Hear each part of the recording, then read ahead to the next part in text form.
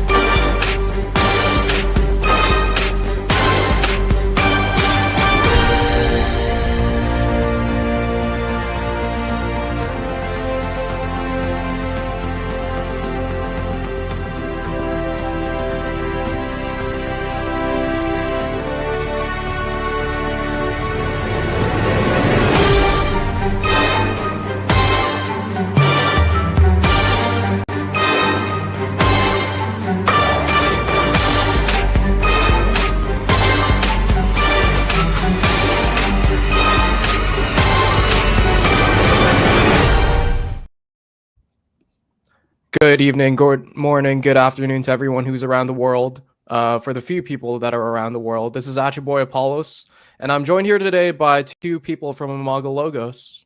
For those of you who don't know me, my name, online at least, is Apollos, a Christian apologist. I'm dedicated to being the research frontier of Christian apologetics. And yeah, how about you two introduce yourselves?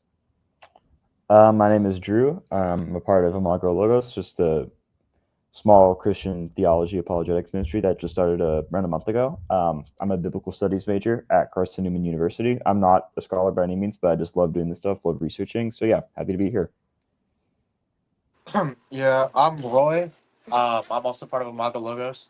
I'm not a biblical scholar. I'm probably not going to study it academically for a while, but I am interested in this stuff.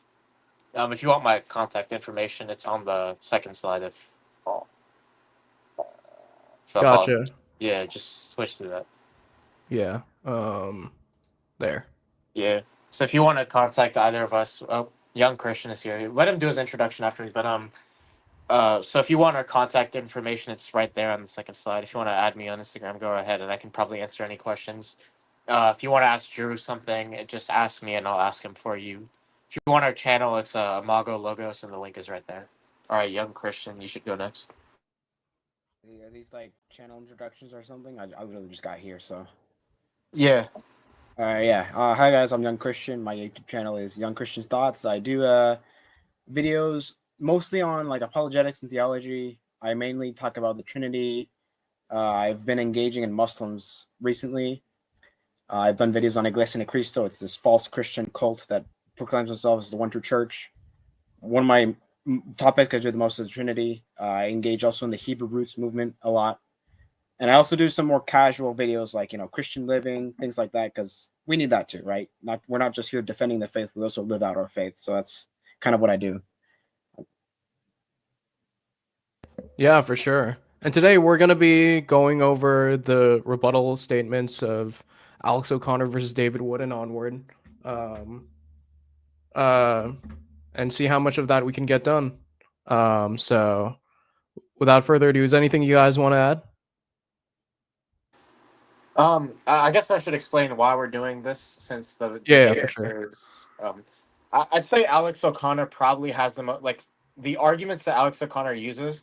People use similar arguments to get to similar conclusions, but I think Alex O'Connor has probably the most high tier arguments of them, and we'll see why the arguments he makes is so important.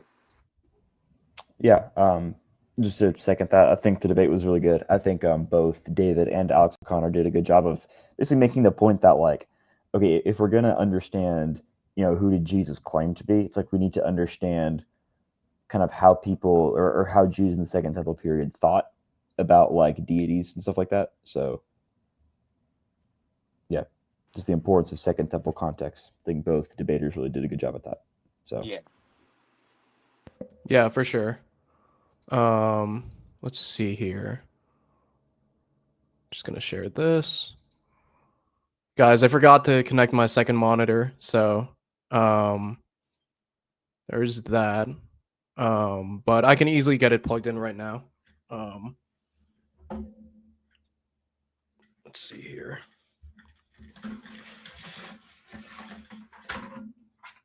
There's this. So while I'm at it, why don't you guys tell us a little bit about your upcoming projects? Drew, I know you said you were working on something regarding Deuteronomy 32. Yeah, I haven't started it yet. I've been pretty busy, but I do hope to at least some point get a video on that, just kind of explaining why I don't think it's really a good reason to argue for like a polytheistic origin of Yahweh worship. But yeah, outside of that, I'm currently working on some projects to do with like cosmic mountain and like world tree symbolism or imagery in the Bible, and I think that's super interesting. So it's not necessarily apologetics, but I still like that.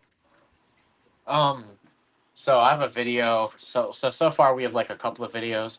The next video is probably going to be on the problem of evil, and I have a unique solution to that. I don't think anyone has used it before that much. Sam, although he's not here right now, he's working on a video on Mark 13:30. We also have a video on the incarnation and the philosophy and metaphysics of it, which I think is going to be interesting. So far, it's like an hour long, and by the time it's done, it's probably going to be more. So you should watch out for that. For sure. All right, I got my second monitor plugged in. Let's see here. Let's remove this.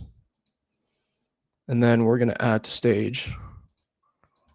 Actually, let's do this.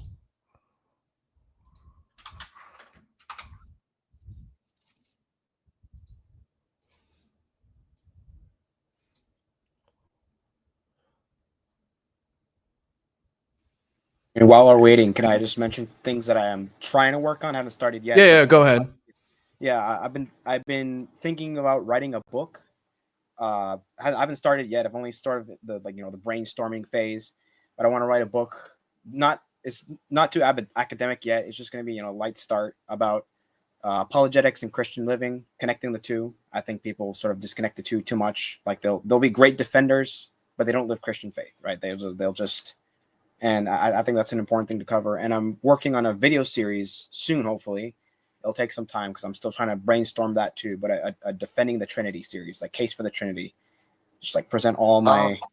We actually are going to do something like that. We could probably work together on it. Oh, cool. Yeah, that's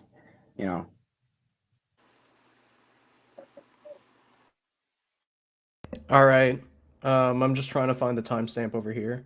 But yeah, let's get to it and let me know whenever you guys want to pause. I'll put it at 2 times speed if that's all right. Actually, wait. Let's we should probably go through the intro slides I made for this. Oh, okay. Yeah, that's right. Let me remove this. The first set of slides or the second set? Christology part 2. All right.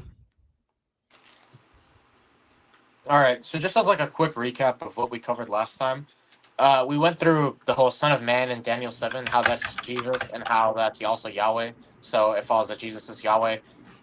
We went over how the angel of the Lord in the Old Testament is the pre-incarnate Christ and also is Yahweh. We went over how the divine name is unique, or should I say Drew mostly covered that part, and how creatures can't have it. We went over how like the triadic baptismal formula supports Trinitarianism. Me and Drew went really into Psalm 82 and John 10 and how that shows Jesus is God because it places Jesus above the divine council. For a quick recap of that part specifically, in Israelite like cosmology or hierarchy, you had God on the top, you had the divine council underneath, and then you had humans. In the after the end times, you had humans overtaking the divine council, and Michael Heiser talks about this. I think Drew can also attest to that. And it's like that one verse that talks about how men will be the judge of angels. It's basically about how the humans will become part of the divine council. But the issue is of course, anything higher than the divine council, especially in the here and now, is going to be God. That's the only thing above it. And in John 10, Jesus is claiming to be greater than the divine council in his citation of Psalm 82. Yeah, and one of Alex's big arguments in his opening statement was that, Jesus says, "I and the Father are one," in John 10. But okay, that can't mean that he and Yahweh are literally one, because in John 17 you have Jesus saying, I pray that the disciples will be one, even as we are one. But basically, what we're saying is that's eschatological. Jesus prays so that the disciples will be one, meaning that it hasn't happened yet; it's yet to be fulfilled. Yeah. Oh yeah, we went over John 8:58 and how Jesus is claiming to be God there. We also, if you go to the next slide, so Cryptic, he's not here yet, but he talked about I how am here, Jesus. Oh, actually. okay, now you're here. I just But joined. yeah, but you were talking about like how Jesus takes the place of giver as he alters the law of Moses and how that indicates his role as God. And I brought up Yeah. Simon Gathercole's point about that. I didn't have the quote because I was just talking off memory, but here it is. Basically, in Mark 10:18, ironically, a verse that's used to show that Jesus isn't God. The role that Jesus takes in Mark 10:18 is the role of lawgiver, or in the whole pericope, I should say, and that proves he's God. And if you want to read that, you can pause it and read it. For sure. And while we're at it, Cryptic, do you want to give a brief introduction about yourself and how you got connected with Imago-Logos? Hi, I'm Cryptic from last time. You guys probably, may or may not remember me. I usually do the voicing for all of Roy's videos. Yeah, he voiced over the problem of evil video. Yeah, and that's how I got involved with this channel. Also, let in Broken if he's not in already. He's not here, but he is in the live chat saying that you should Oh. turn your camera on. Not happening. Yeah. He already knows what I look like. I don't know why he wants to. Yeah. And is this you, young Christian? You are about ready for how handsome he is. I spelled it wrong when I said you're not ready for how handsome he is. Oh, okay. Fact Gotcha. flood. All right, I think we're right. All right, if you want to find a Cryptic, his Twitter is linked below. He does like Catholic philosophy and or Catholic theology and politics. Mm-hmm. All right. I don't post very much on Twitter though. All right. With that being said, let's get to the Go debate. To sorry. Go to Nicene Christology right there. Let's quickly run through all these slides because it might sound weird, but like it'll help explain why Alex O'Connor is wrong. But to explain like his position, right? His position would basically be that entities can claim the divine name without actually being God, like ontologically, right? So his view is, well, some people are calling this today, right? Is that he's basically saying that Jesus can be God, but he's like Yahweh in a lesser sense, right? And he's probably the best defender of that position that we'll see online. So that's why I wanted to engage with him specifically. But I mean, obviously, other people are trying to defend it too. So that's why I should probably go over why this doesn't work. But to like start off with, we should probably understand what certain terms mean. So, firstly, a term is just a word in itself, like taken independent from what it refers to. So, like the word table is a word, and a referent is the object that the word refers to. So, if you take the word table itself, that's a term. But then, if you say something like like the table is red, right? In that sentence, table is a word, but the referent of that word is the actual table in the room, right? Similarly, if you say the ball is red, there's a term ball, which is a word, but that term has like an object that it picks out or refers to. So the term ball signifies a particular red ball. Similarly, like if you want to say John walked down the street, you can say a man walked down the street. And in the sentence, man is a term, and the referent for that term is John.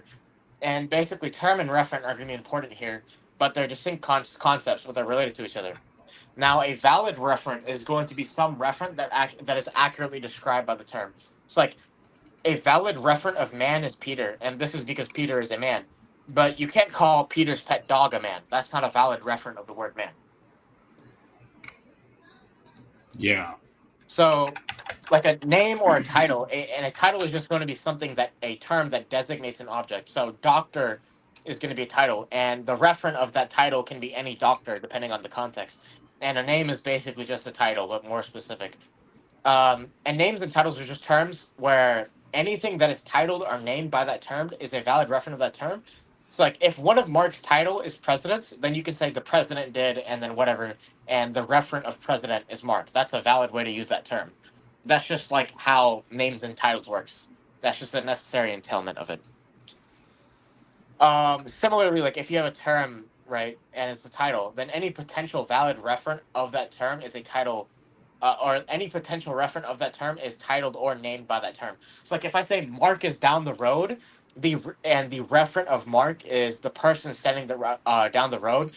The only way the referent can be the person standing down the road is if Mark is a name for that person, right? And this is just basic. I think anyone will understand this. This is like it's tautological, basically, right? It's just within the definition of the concepts themselves. Now, finally, if some term is like a name or a title for an object, then you can say that object is, and then insert the term afterwards.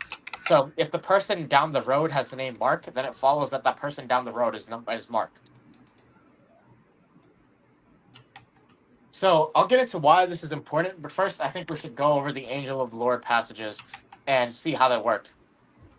So basically, there's this commonly appearing figure in the Torah, especially Genesis, called the angel of the Lord. The phrase "angel of the Lord" is translated from Malach Yahweh, right? Now the word translated to angel is just means messenger. It doesn't have the same ontological connotations as it does today. So the angel of the Lord is a messenger of Yahweh, but not necessarily like an angel, like ontologically. Like it's not a baby with wings or whatever image of angel you want to see. What's interesting is that the messenger is Yahweh, but he's also distinct from someone else who's just referred to as Yahweh. And we'll see this down. But interestingly, right, Douglas Stewart in his commentary points out that like the phrase Malach Yahweh might just mean the angel that is Yahweh. So that would provide evidence for the position that the messenger just is Yahweh.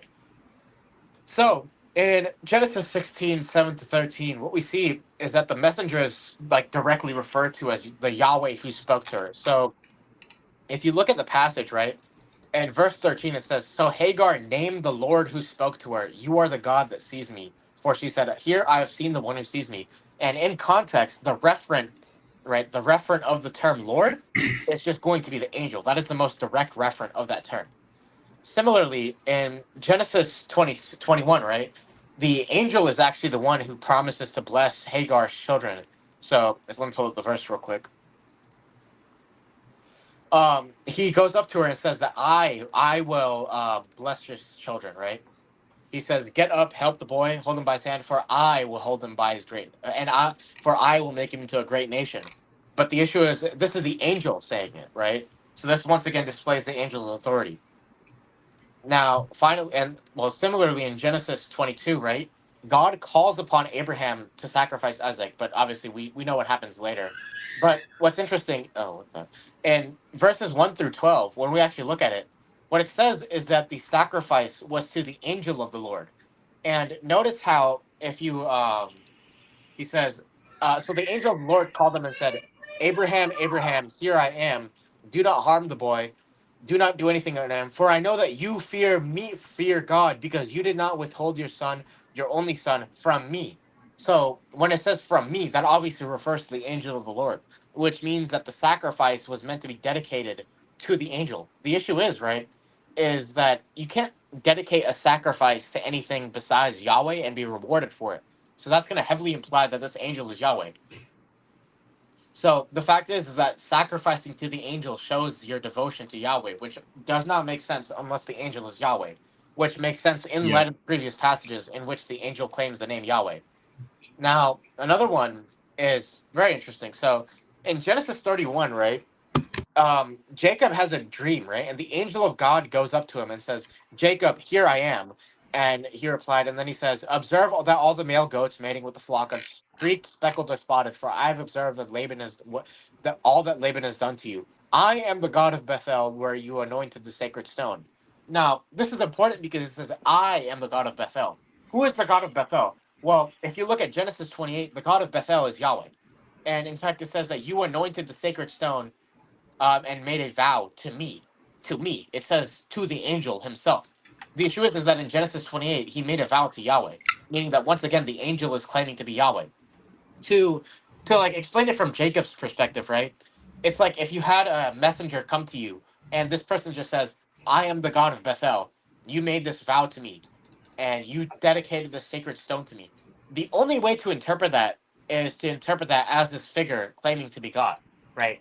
it's kind of like if you know this guy Mark and someone pulls up and says, "Hey, I'm Mark, the friend you've known." The only way to interpret that is to interpret it as the person claiming to be Mark. There's no other way to interpret it. Now, if you go to the next slide, we have some more verses. So we covered this last time, so I won't go too much into it. But in Genesis 48, the Yahweh who sends and the messenger are equated together. So that basically confirms that they're one being rather than two separate beings.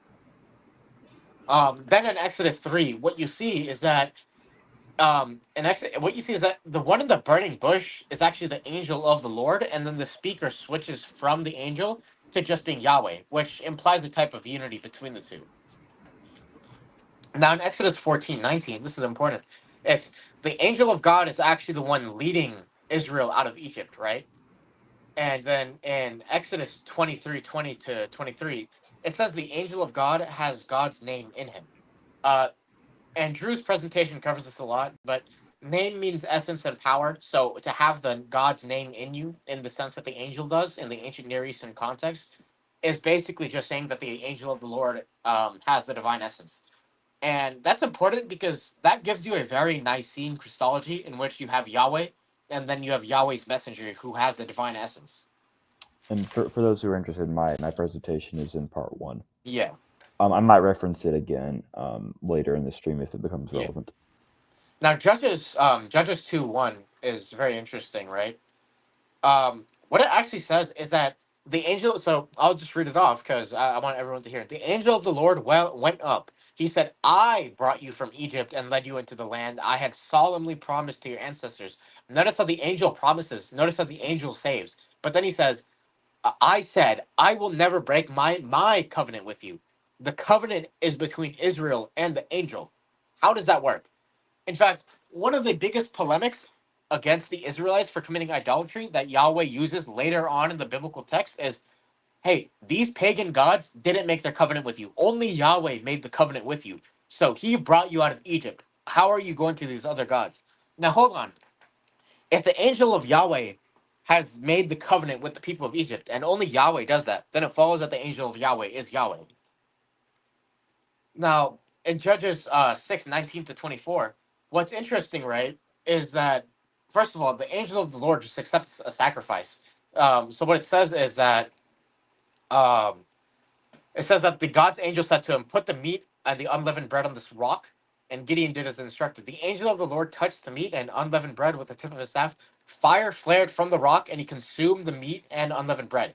Now, that's something that happens when God accepts a sacrifice in the Old Testament. So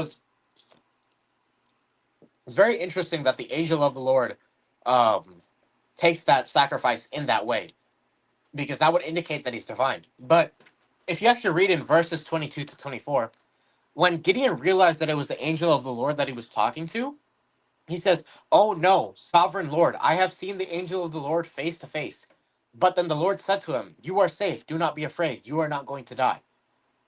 Yeah, So, and so, yeah, just about that in particular, like sometimes people say that like, oh, the angel of the Lord is just like a like a message bearer, or a carrier of God's presence. Like he carries on, like he speaks on behalf of Yahweh, but like it's the angel's face that she's afraid of. yeah. So It's like here's the the question. presence of the angel itself, like the angel itself had weight Yeah. to it, Well, not so just the fact that he stood in for God's presence. yep, in the Hebrew Bible, right? This idea of seeing God face to face, that's only applied to like Yahweh. That's only a danger because the idea is that you can't see Yahweh face to face. Um, that's interesting, right? Because if the angel, like the whole point is that the angel cannot be seen face to face. But in the past, right, if you look at the Pentateuch especially, the Israelites have this fear of seeing Yahweh because they don't want to see God face to face, right? So why would Gideon be afraid to see the angel of the Lord face to face unless Gideon knew that this angel was actually just Yahweh? Because let's just suppose that the angel isn't Yahweh, there's no reason for Gideon to be afraid. Because this idea of being afraid to see someone face to face, I don't think that's ever applied to anyone besides Yahweh. So that's going to be a big issue there, especially with the sacrifice. Now, and similarly, right, in Judges 13:17 to 23, Manoah, right, or Manoah, however you want to pronounce it, what she does is she asks the angel of the Lord for his name, and the angel says, "You should not ask my name because you cannot comprehend it." And this is going to tie back to what Drew said about name equaling essence and power. He's saying that he cannot, she cannot, or like they cannot comprehend the power and the essence of the angel of the Lord, which is very important because, well, if his name isn't just Yahweh, why aren't they able to comprehend it? Like, who is this guy that he can say that unless he's God? And this is confirmed, right? When Manoah said to his wife, "We will certainly die because we have seen." And then I think in the so the NET translate this as supernatural being, but if you look literally, it just says, "We will certainly die because we have seen Elohim." Now, although Elohim does not necessarily like mean how we would use the word God, right? It can just mean immaterial being. The issue is that how do I put it? It's kind of like the word Lord. Lord can apply to anyone with a status of power. So like you can have a landlord, for example, right? But most commonly you're going to see it apply to God, right? Similarly with Elohim, the way that the authors use it, most commonly Elohim is just going to refer to God. Now this is important because Manoah says, "We will certainly die, for we have seen Elohim." And I can hold on, I can pull up the Hebrew actually for Yeah, this. and especially in the context of like seeing the Elohim being dangerous. It's like Yeah, that, you never in the Hebrew Bible you never have, so it's like other reference of Elohim are like the deceased Samuel, like the spirit of Samuel in I think it's First Samuel chapter 16, I think. yeah, so And you yeah, also have so the gods of other nations. So it's like never in those instances do you have like, oh no, we saw the deceased Samuel, or oh no, we saw like one of the sons of God in the divine council. We're gonna die now. It's like no, that's pretty much only use of Yahweh. So yeah, that's so yeah, in this context, I'm pretty sure the other translation is translated as God. The reason why the NET translated is because I don't think the translators think that the angel of Yahweh is Jesus. I can check right now. I can just pull up the footnotes. Let's see.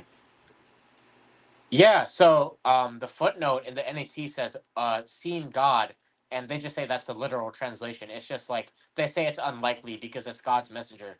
But the issue is that's just the NET's assumption that God's messenger also isn't God. So yeah, so basically those two, Judges 6:19 to 24 and Judges 13:17 to 23, I think those can only make sense if like they have the divine essence and they have the divine glory. Because the whole reason why people are afraid to see Yahweh is because it's Yahweh. It's not some lesser deity. It's like Yahweh himself appearing to you, right? That's going to be scary because that is the most high God. And finally, right? The messenger is a judge and a warrior. And I posted a bunch of passages I probably don't need to walk through, but there's like this motif of like him being a judge and a warrior who holds a sword. So there's passages that talk about like him destroying cities with the sword or approaching someone on the city with a sword, for example. And that'll be important later once you go to the next slide. So, like, finally, moving to the New Testament, we can see that the angel of the Lord is Jesus. So, firstly, the theophanies in the Old Testament are actually of the Son. The Father isn't the one seen, but rather it's the Son. So, if you look at John 12:37 to 41, Jesus says that when Isaiah saw God's glory, he was saying Jesus' glory, which is important because that implies that Jesus is the one that Isaiah saw. So, that means that Jesus is already God, according to John. But also, what we see is that Jesus is constantly called God, but then distinguished from the Father, who is also God. And what's interesting is that the way Jesus is distinguished from God is by being called his messenger, which is very similar to the Old Testament's messenger of Yahweh. Now, in Jude 1 to 5, it says that Jesus saved the people out of Egypt. Now, given Jesus' role as messenger of God, it's not that hard to link the messenger of Yahweh with Jesus, given what Jude 1 5 says. In fact, I believe it is, let me see. Yeah, it's Isaiah 63:9, which says that the messenger is the one who saved Israel out of Egypt, which makes a connection to the messenger of Yahweh very likely with Jude 1 to 5. Now, similarly, Colossians 1:15 says that Jesus is the image of the invisible God. And this kind of ties back to how the Jews conceive the messenger, or like the second power, as they called it, as being like Yahweh visible, whereas the one who sent the messenger was Yahweh invisible. But according to Paul, Jesus is Yahweh visible, making him the messenger. And finally, right, the role as like judge that Jesus takes, where like he's holding a sword and he's executing God's justice, that's like paralleling basically what's said about the angel of the Lord in the Old Testament.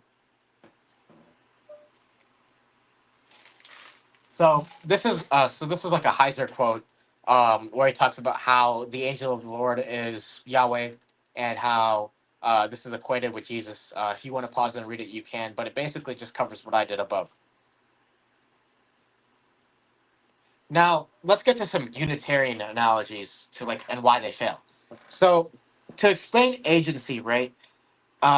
What they will say, right, is they'll give this example. George Bush invaded Iraq, but technically it was the U.S. Army. So what's happening is that the U.S. Army has the name of George Bush because, technically George Bush is the one that invaded Iraq, not the Army. Well, I'm sorry, the Army is the one that invaded George Bush, but not invaded Iraq, but not George Bush. But we just give the Army the name of George Bush as like because they're George Bush's agents, and what they call this is an agency. And I think Alex O'Connor is probably going to do something like this too, or at least like when he gets in depth into it. But basically, to explain why they have to do this, a valid referent of Yahweh is the messenger or Jesus. And anyone needs to explain how that's the case. They need to give an account to that. Now, to go with the analogy, right? The reason why that doesn't work is because in the sentence, George Bush invaded Iraq, the referent of George Bush is not the U.S. Army, but rather it's the person himself. It's just the fact that the verb invaded, right? Because George Bush was part of the operation to invade Iraq, we can use that verb to describe what he did to Iraq. So it's not the fact that the actual name George Bush refers to the army, but rather the referent of the term George Bush still refers to the person. The army is just not a valid referent. But suppose it was a valid referent. Well, then what you would have to say is that George Bush is a name of the army. Like you would have to say that the army is George Bush, but clearly that's nonsensical, which is why we can't say it's a valid referent of George Bush. This is important because if the army isn't a valid, I'm sorry, if the army isn't a valid referent of George Bush, then with the angel of Yahweh passages, it's no longer analogous because in the angel of Yahweh passages, the referent of Yahweh is the messenger of Yahweh, right? So when it says that Hagar saw the Lord that spoke to her, the referent of that is just going to be the angel of Yahweh. Similarly, like you can't go up to someone in the army and say, "Hello, George Bush," and like just up to their face, and that's because the referent of George Bush is the person, not their agent. And this is important because if Jesus is just referred to Yahweh as like a way of introducing himself, so like um, when the angel of the Lord introduces himself as the God of Bethel, right? He just says, "I am the God of Bethel," and that's how he introduces himself. That's kind of like a random person going up to you and saying, "I am George Bush." You can't use agency to get out of that. You can't say, "Oh, he's George Bush's agent. That's why he's claiming to be George Bush." That's not how that works. That's just not how names work. Um, so that's important because it shows that you can't use agency to like help explain that passage because all the examples are going to fall because they don't understand that the referent of like the name just refers to the original person themselves, not the agent. Yeah, and it's not just disanalogous on like the name point, but also how they're treated too. It's like you can't treat just like a random person in the army. You're even a high ranking person in the army like you would treat George Bush. Like you can't go up to like Yeah, just a you can't. random, you can't go to a random cadet and be like, "Hello, Mr. President," and you can't do that with like a high ranking official either. But you can treat the angel of Yahweh like Yahweh. Yep. And one thing I wanted to say relating to that, like some extra evidence to back that up, is that Jesus himself accepts worship in Matthew. What is it? Yeah, and we're gonna get into that 28:9. more. Yeah, we're gonna go over that soon. We're gonna get more into that today because he does challenge that topic. All right. So if you go to the next slide, I'll give you some more examples as to why agency doesn't work. So, like, let's say this example: if a mailman gives you a letter from your brother, you can say, "My brother sent me a letter." But the word brother, the referent of that word is not the mailman, right? The referent of the word brother is just your brother. The reason why you can use the verb sent like and ascribe it to your brother is because he partakes in the operation of sending.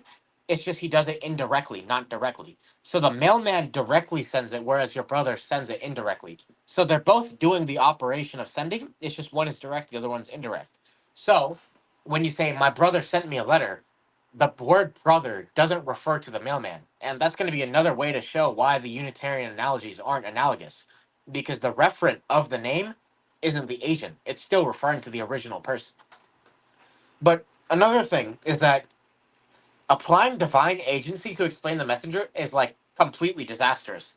So suppose this: if an agent can be called Yahweh because he's sent by Yahweh, can we call any Christian by the term Yahweh? Because we have to remember, right? This is God's name. Like, you can just substitute this for anything. So like, if let's say Adam is in the image of God, right? He's going to be God's agent. Can we go up to Adam and say, "Hey, what's up, God"? No, you can't do that. That's like, it's just dumb. It's not how that works. Similarly, right? Can you go up to Peter because he's in Christ's image? He's part of Christ's body. Does that mean you can go up to Peter and say, "Hey, what's up, Peter"? Like that's not. I'm sorry. You cannot go up to Peter and say, "Hey, what's up, Jesus"? That's not something you can do because of agency. So if you can't do that, I don't see why agency helps explain why the angel of the Lord is called Yahweh. Similarly, right? if we can just call agents Yahweh because they're an agent, then we will never know when it's actually Yahweh or if it's an angel. So, for example, um, let's say you want to prove that Yahweh is omniscient. Well, you could go to the text that say he is, but then how do you know that it's not talking about an agent because the referent of Yahweh is just that agent instead of Yahweh? Which means that you distance God from creation entirely in terms of epistemology because you never know when it's God and you never know when it's not. Yeah, for sure. I'm scared of a Jehovah's Witness coming to my door now and saying, "I am Jehovah," divine agency. Yeah, I mean, this is a really good point. I mean, like, this idea that's where that the theology leads. That like, Yeah. if yeah, Yeah, for Yeah, sure. Because arguably, like, the Christian body, the church, is God's manifestation on earth. And it's through the church that all of his work and his kingdom is like spread out. And so you could argue that almost like if you were to use the principle of agency consistently, that divine prerogatives are to be attributed to the church and church members. But obviously, that would lead to like a theological collapse that no one would. Yeah, and before Yeah. someone points this out, someone can point out like theosis, but the issue is that theosis doesn't involve you like saying I am God, where like God refers to how you have the divine essence or like claiming that you're Yahweh or anything like that. Theosis just refers to like sanctification basically. So theosis doesn't help them either to show that the church is like deified in the way that the angel of the Lord is. Paul Schlachter counters by saying, I don't hear Roy's voice. I hear a digital representation of the voice, an image of someone far away. Still, I'd Yeah. call that representation Roy or Roy's voice. Yeah, that doesn't work because the referent of Roy is still the person. That's me. It's the referent of Roy is not the actual representation. It's me. Like, rather the visual representation is just a medium by which I'm communicating. Yeah, for sure. Like, I don't think anyone here actually like calls what they hear like Roy. Like, like for example, right? Are the like let's say that you point to the pixels on the computer screen. Are those pixels named Roy? Well, if you think that the referent of Roy can be the pixels on the computer screen, then you're basically saying that the pixels just are Roy. But then if I'm Roy and the pixels are Roy and we're not the same like person, we're not the same object, we're not the same substance, then it follows that there's two Roys, which is nonsensical if you want me to be honest. And I think that's what the Unitarian analogies lead to. They actually lead to polytheism, which we're going to cover in a bit. But I think another message of doing a rejoinder to this comment is that I think particularly Wisdom of Solomon 7 talks about like, so this is about the angel, y'all. This is still about like this is still about like the second power. Wisdom of Solomon 7 talks about how wisdom, like the second power in heaven, is a perfect representation or a perfect image of Yahweh. So having every single attribute like a complete representation of it. So complete so that you could basically identify the two in a sense. Yeah, that's why. So this kind of shows why all Unitarian analogies fall apart to show agency. You need to explain like the whole term referent thing. Like you need to explain what the term is that you're using that's going to be analogous to the term Yahweh, and then you need to show what the referent of that term is and show how it's analogous to the angel of Yahweh passages. But every analogy involves basically like you have this person who does this thing indirectly, right? And so like let's say the whole mailman example, right? You have your brother who sends you something, but he does it through the mailman. And then you could say, my brother sent me a letter. Now, the issue is that in that case, the referent of brother is still your brother. It's not the mailman. And every Unitarian analogy is going to fall prey to that. Whereas with the angel of the Lord passages, the referent of Yahweh is still the angel of the Lord, as we've shown. All right. We got to move on to the next slide. I don't think Paul Yeah. has any other responses. All right, sweet. Yeah, we can continue. We still got a lot more in the debate. So we can probably skip this one, but one like thing that people talk about is saying that like the angel of Yahweh is just quoting Yahweh. The issue is that that's just not true. Every time the prophets quote God, they begin with "Thus says the Lord," so it can't be a quotation. That's just not how that works. Plus, if you look at like a really good example of this would be the Bethel one, where the angel says, "I am the God of Bethel." If someone comes up to you and says, "I am the God of Bethel," right, without any further like introduction, that's like your name. That's introducing yourself. You don't introduce yourself by quoting someone else. Like that doesn't make any sense to do that. So this is something that Drew talks about, right? Where God's name is basically unique. You can't have God's name without having the divine essence at all. So, like in Psalm 83:18 and Nehemiah 9:6, that's what it basically says is that you alone are Yahweh, and it's speaking to God. So there's not two Yahwehs, there's one Yahweh. Similarly, right, God's name has glory. Like God has glory on account of his name, which gets back to the whole like name equals essence thing, right?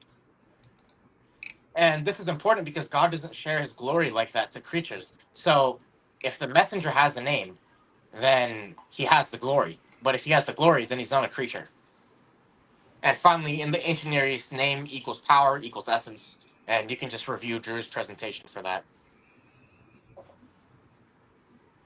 So this is what I talked about when I said that Unitarianism is actually polytheism.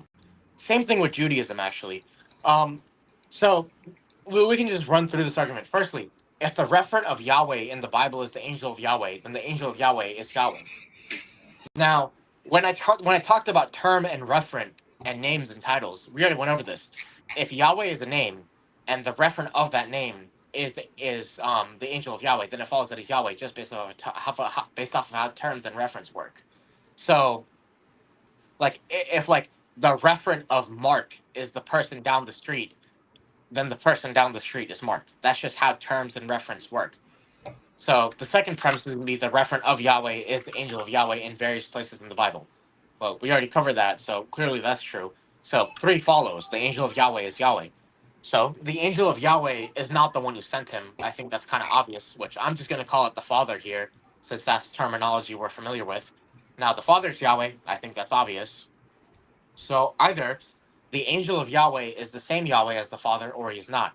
So what I mean by same Yahweh as the Father, to give an example, let's say you have Mark the evangelist and Mark of Ephesus in a room. You can say that person is Mark and that person is Mark, but they're not the same Mark. They're 2 Marks. Or you can say, hey, I met this guy Mark at a store, and then I met this other guy at the store, and they're actually the same person, so that's the same Mark. Now, this doesn't mean to be the same Yahweh means to be the same person, but that's just an analogy, right? It's like if you meet Mark at a store, and then like a year later, you meet someone named Mark at I don't know, a racetrack, you can say this Mark is the same Mark as before. Now, either, right, this is just going to be like law of excluded middle. Either the angel of Yahweh is the same Yahweh as the Father, or he's not. Now, if the angel of Yahweh is not the same Yahweh, then there's 2 Yahwehs, right? Because that's just like how sortals work. If 2 things are not the same relative to a certain sortal, then there's two of that sort of like I don't know, like if A is a ball and B is a ball, and if A and B are not the same ball, then there's two balls. Similarly, if Mark is a man and John is a man, and they're not the same man, then they're two men. So similarly, if the Father is God and the Son is God, then unless they're the same God, then there's two gods. Now, this is not to say that they're the same person, but rather they're the same God. So, based off of what I said before from like Nehemiah 9:6, there are not two Yahwehs. So, the angel of Yahweh is the same Yahweh as the Father. However, if the angel of Yahweh is the same Yahweh as the Father, then they can't be two different substances. Um, I think that's just kind of obvious. To think about it this way, right? Is the the Unitarian kind of thinks of it this way: you have this substance that is God, and then you have this substance that's like a creature that's the angel of God. And both of these substances are God, just on its own, because you have two substances. That already seems to be just polytheism, because you have two Yahwehs. And I don't really see how you could get the type of unity needed to preserve monotheism unless they're the same substance. So it follows from that the angel of Yahweh and the Father are consubstantial. Now, obviously, if they're consubstantial in the way that I'm positing, that being literally being the same substance, then they're going to have the same external operations, because operation just flows from it. But before I move on, I think you should go back a bit. So what this shows, right, is that when Unitarians and rabbinic Jews like argue that the Trinity is polytheism, they're shooting themselves in the foot. Because think about it, for the rabbis and for the Unitarians, what you have is you have the substance God, and then there's the other substance, the angel of the Lord. Both of them have the divine name, but for them, right, you have two things or two persons with the divine name. It's just that there's two substances as well. Whereas for us, we have two persons with the divine name, but we have one substance. So any accusation of Trinitarians being polytheists will go even more up against like the Jews and the Unitarians, because unlike us, they have two substances. They have two different gods, which means that Judaism and Unitarianism actually just collapse into polytheism. Because the only way to maintain monotheism is if the Father and the Son are the same God. But if they're not the same substance, they can't be the same God.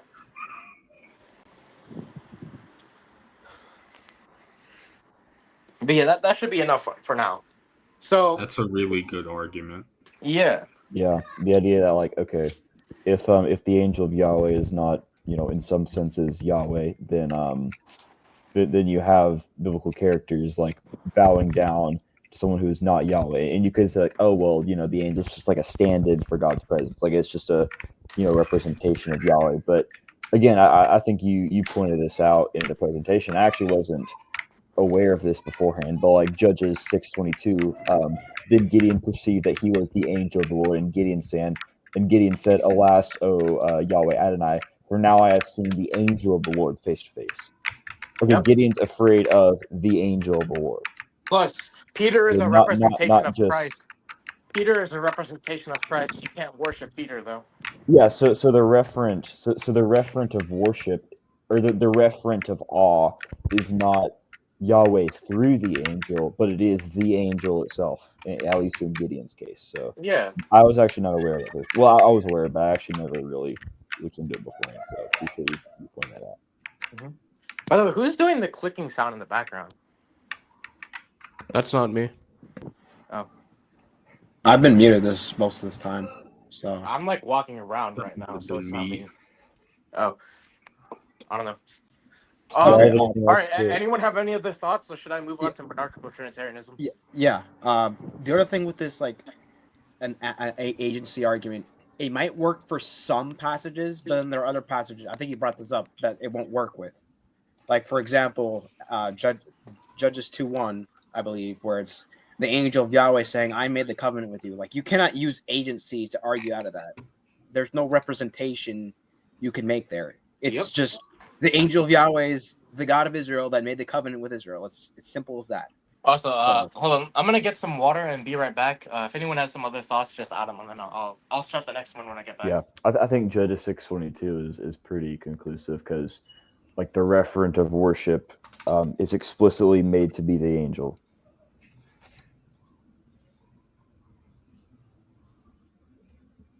Yeah, for Yeah, sure. and just to kind of repeat what I was talking about earlier, because I feel like I didn't articulate it super well, but just on Paul's comment earlier of he didn't hear Roy. Yeah, I don't hear Roy's voice. I hear a digital representation of the voice, an image of someone so far away. Still, I'd call that representation Roy or Roy's voice. So like whenever like you said that, my mind just went to Wisdom of Solomon 7, where it talks about how so even though wisdom is not inherently the angel of Yahweh, they still kind of fill that second power slot of like a figure who is somehow distinct from Yahweh but still receives worship as if they were Yahweh.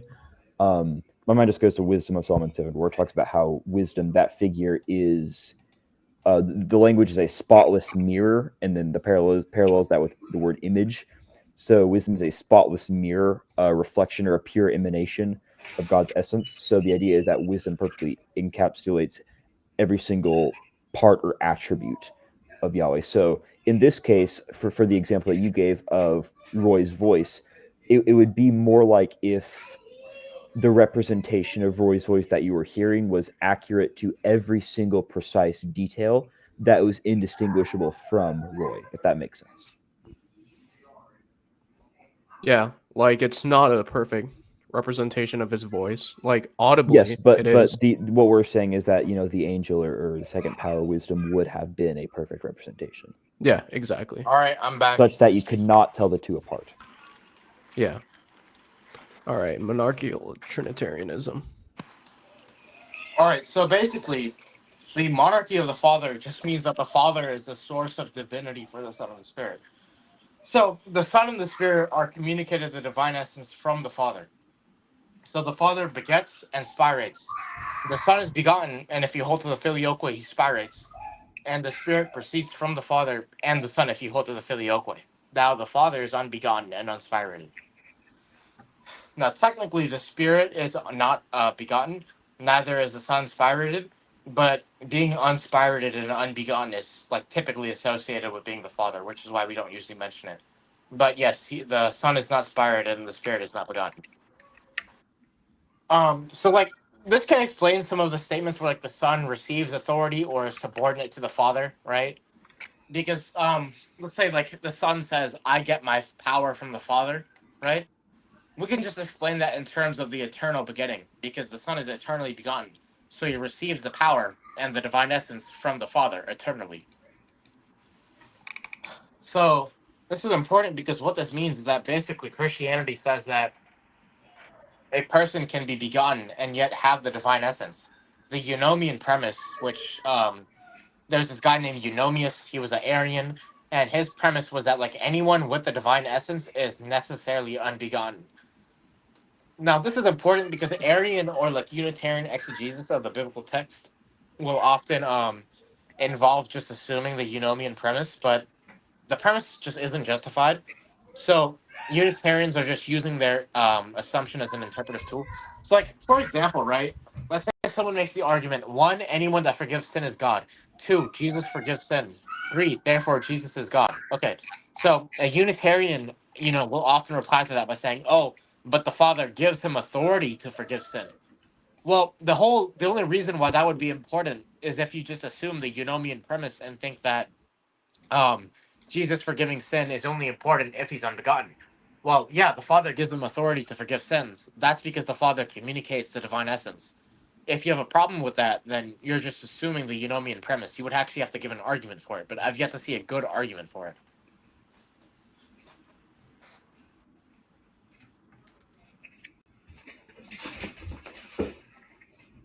All right, if you go to the next slide. Oh, okay.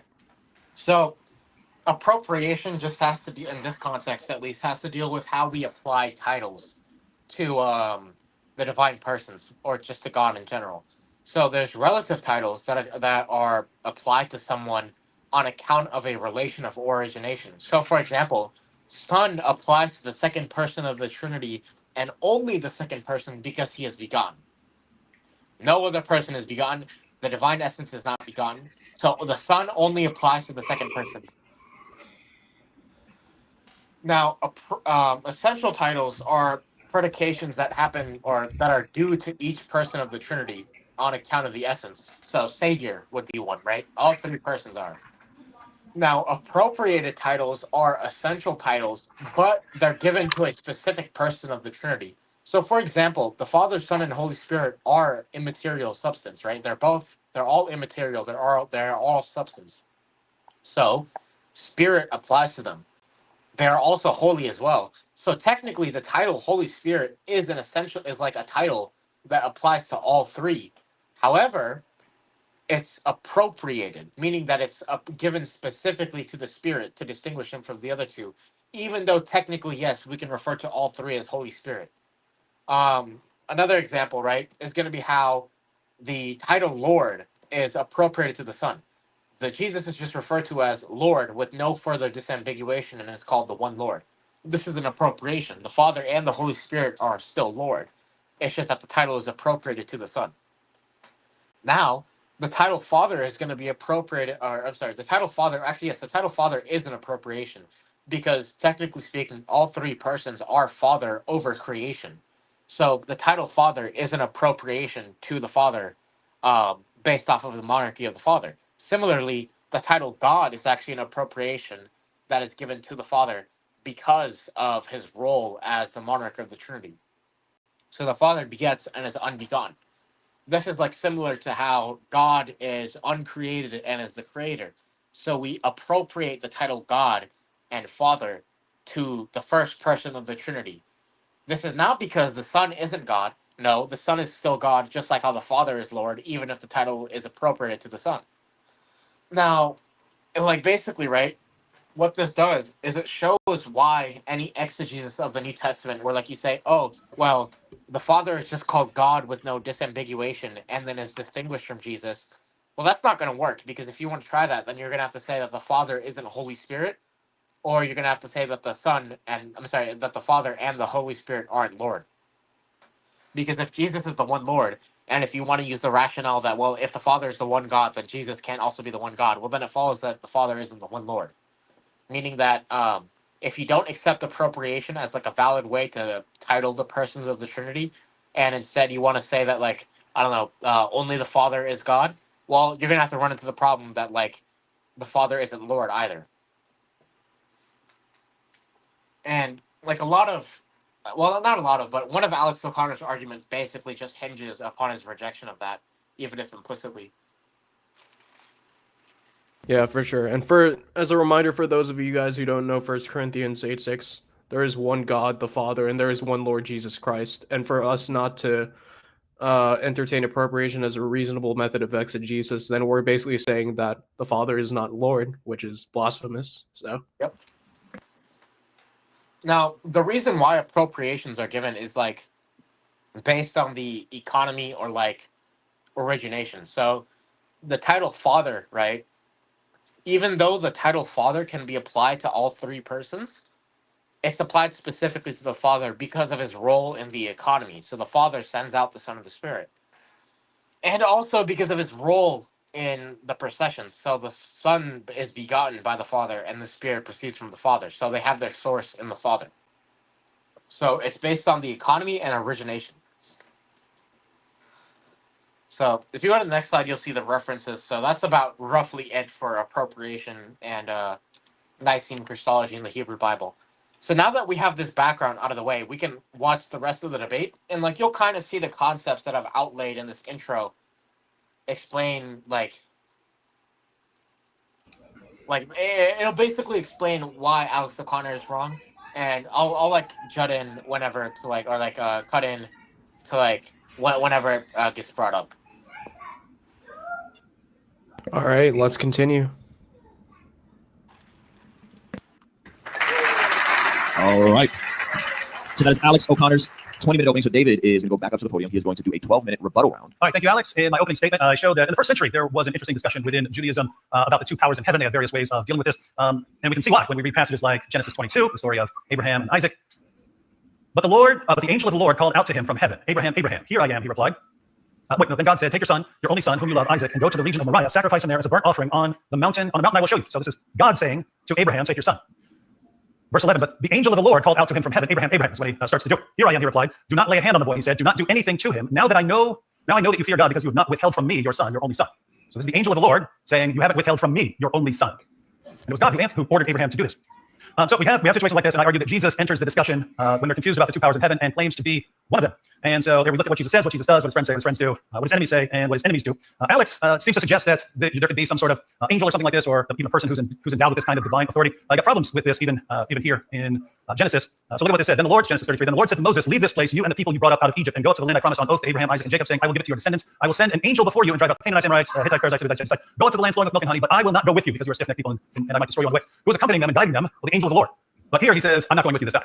So this is the Lord speaking. It's not the angel of the Lord. You say, oh, this is the Lord. This is the Lord speaking. This is the Lord speaking. It says, I'm not going up with you now. When it was the angel of the Lord who was accompanying them. So these are the sorts of things you have. And people try to figure out how to deal with this. And they came up, again, with all sorts of ways. And Jesus entered the picture and claimed to be one of the two powers in heaven. So what Jesus says, we went through 3 examples of Jesus claiming to be one of the two powers. He's the divine son of the Father. He's the Lord of King David. And he's the son of man coming with the clouds of heaven. And we saw how people reacted to him claiming to be the son of man coming with the clouds of heaven. In response, Alex was quoting, I quoted Psalm 82, and then Jesus using this passage. So let's go ahead and take a look at this. So they accused Jesus of claiming to be God. Jesus answered them, is it not written in your law, I said you are gods? If he called them gods to whom the word of God came, and scripture cannot be set aside, what about the one whom the Father set apart as his very own and sent into the world? So Jesus is sent into the world according to this passage. Why then do you accuse me of blasphemy because I said I am God's son? This is not, and I have no idea how you would ever read the Gospel of John like this, let alone anything else Jesus said. This is not Jesus saying, what, you're misunderstanding. I'm just a regular dude. Again, if this were the only verse in there, maybe, because given the rest of what we read in the Gospel of John and the rest of the Gospel, Jesus is not claiming to be a regular God. He's using a legal technicality here that they should be aware of. They're saying, hey, here's what you're claiming. You're claiming to be the son of God. This means you're claiming to be equal to God and so on. And therefore, this is blasphemy. And Jesus' response is, well, really? So Drew covered this right, but we would interpret it a little differently.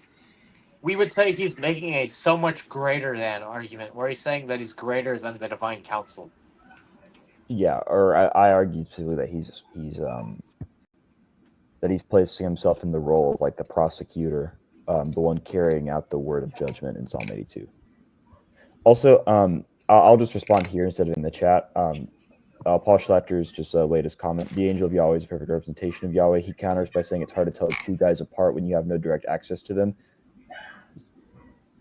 Yeah. So basically, how do you know that Yahweh is perfectly represented if you only have access to him by the representation? So essentially, what we're arguing is that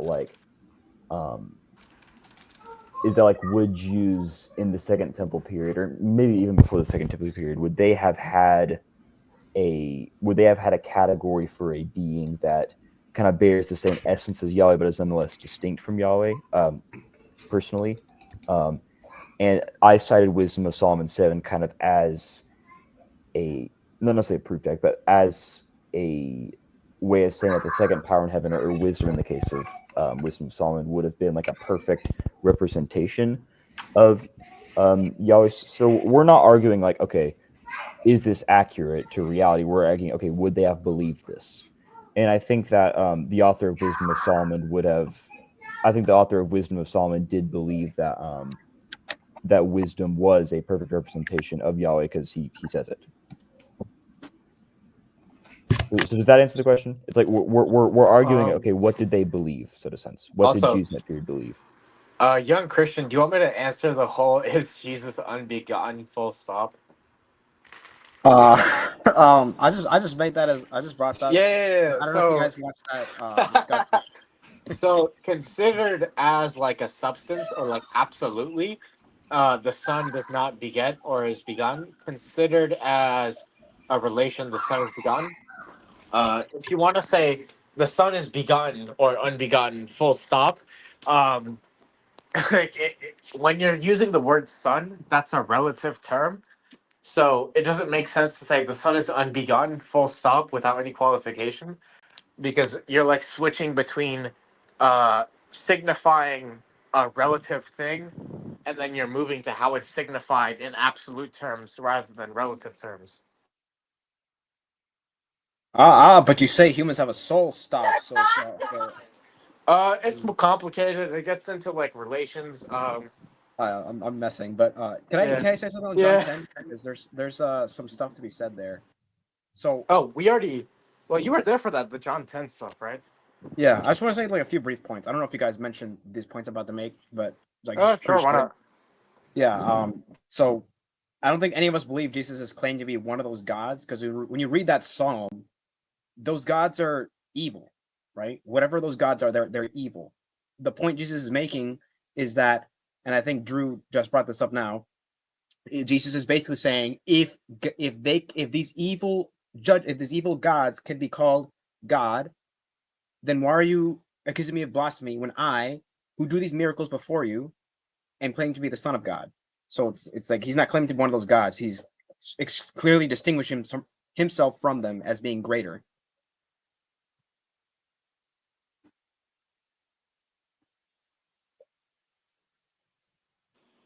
Yeah, I think we covered that's like our general argument.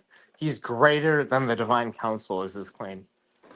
But I think that's good enough for now. We can probably continue. Well, in the Psalms, God calls people Elohim.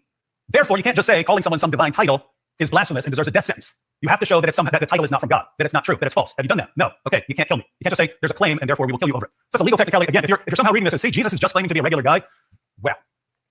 All right. So we have John 17:5. And now, Father, glorify me in your presence with the glory I had with you before the world began. Why? Alex quoted John 17 to show that Jesus is just claiming some regular relationship that we all have with God or something along those lines. What does Jesus say in the same chapter that Alex is quoting? And now, Father, glorify me in your presence with the glory I had with you before the world began. That sounds like Jesus is claiming to have glory with the Father before the world began. Doesn't sound like he's claiming to be a regular guy. Doesn't sound like he's saying, oh, you guys are just misunderstanding everything I said. It's just one big misunderstanding.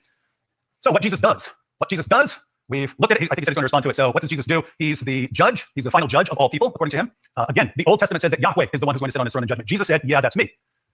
The Old Testament says that Yahweh is the one who raises the dead. Jesus says that he's the one who raises the dead at the resurrection. The people in their graves are going to hear the voice of the Son of God. Now that is very strange if that's how we all are. We're all going to be raised from the dead by the Son of God. If that's him saying, oh, we're all just the same, and we can all, you'll be in me and I'll be in you. Very strange way of putting things. What his friends say. Now, this is interesting. Alex quotes Stephen in Acts 7. Now, this is an awesome passage because this kind of proves everything I was saying in my opening statement. Look at this. So, Stephen rebukes the Jewish leaders in the harshest terms you can possibly rebuke someone. Watch what he says. You stiff-necked people, your hearts and ears are still uncircumcised. You are just like your ancestors. You always resist the Holy Spirit. Was there ever a prophet your ancestors did not persecute? They even killed those who predicted the coming of the righteous one, and now you have betrayed and murdered him. You who have received the law that was given through angels but have not obeyed it. That is absolutely brutal. Guess what? They get mad. They don't get violent. So what happens? When the members of the Sanhedrin heard this, they were furious and gnashed their teeth at him. But Stephen, full of the Holy Spirit, looked up to heaven. Have they gotten violent yet? Looked up to heaven and saw the glory of God and Jesus standing at the right hand of God. Look, he said, I see heaven open and the Son of Man, remember that? The Son of Man standing at the right hand of God. Oh, you got God and then just someone else. How many powers in heaven? When do they get upset? Watch when they get upset. I see heaven open and the Son of Man standing at the right hand of God. 2 powers in heaven and Jesus is one of them. Now watch how they react. At this, they covered their ears and yelling at the top of their voices, they all rushed at him, dragged him out of the sea and began to stone him. Meanwhile, the witnesses laid their coats at the feet of a young man named Saul. When do they get violent? When he says Jesus is one of the 2 powers in heaven. That is the precise moment when they get violent.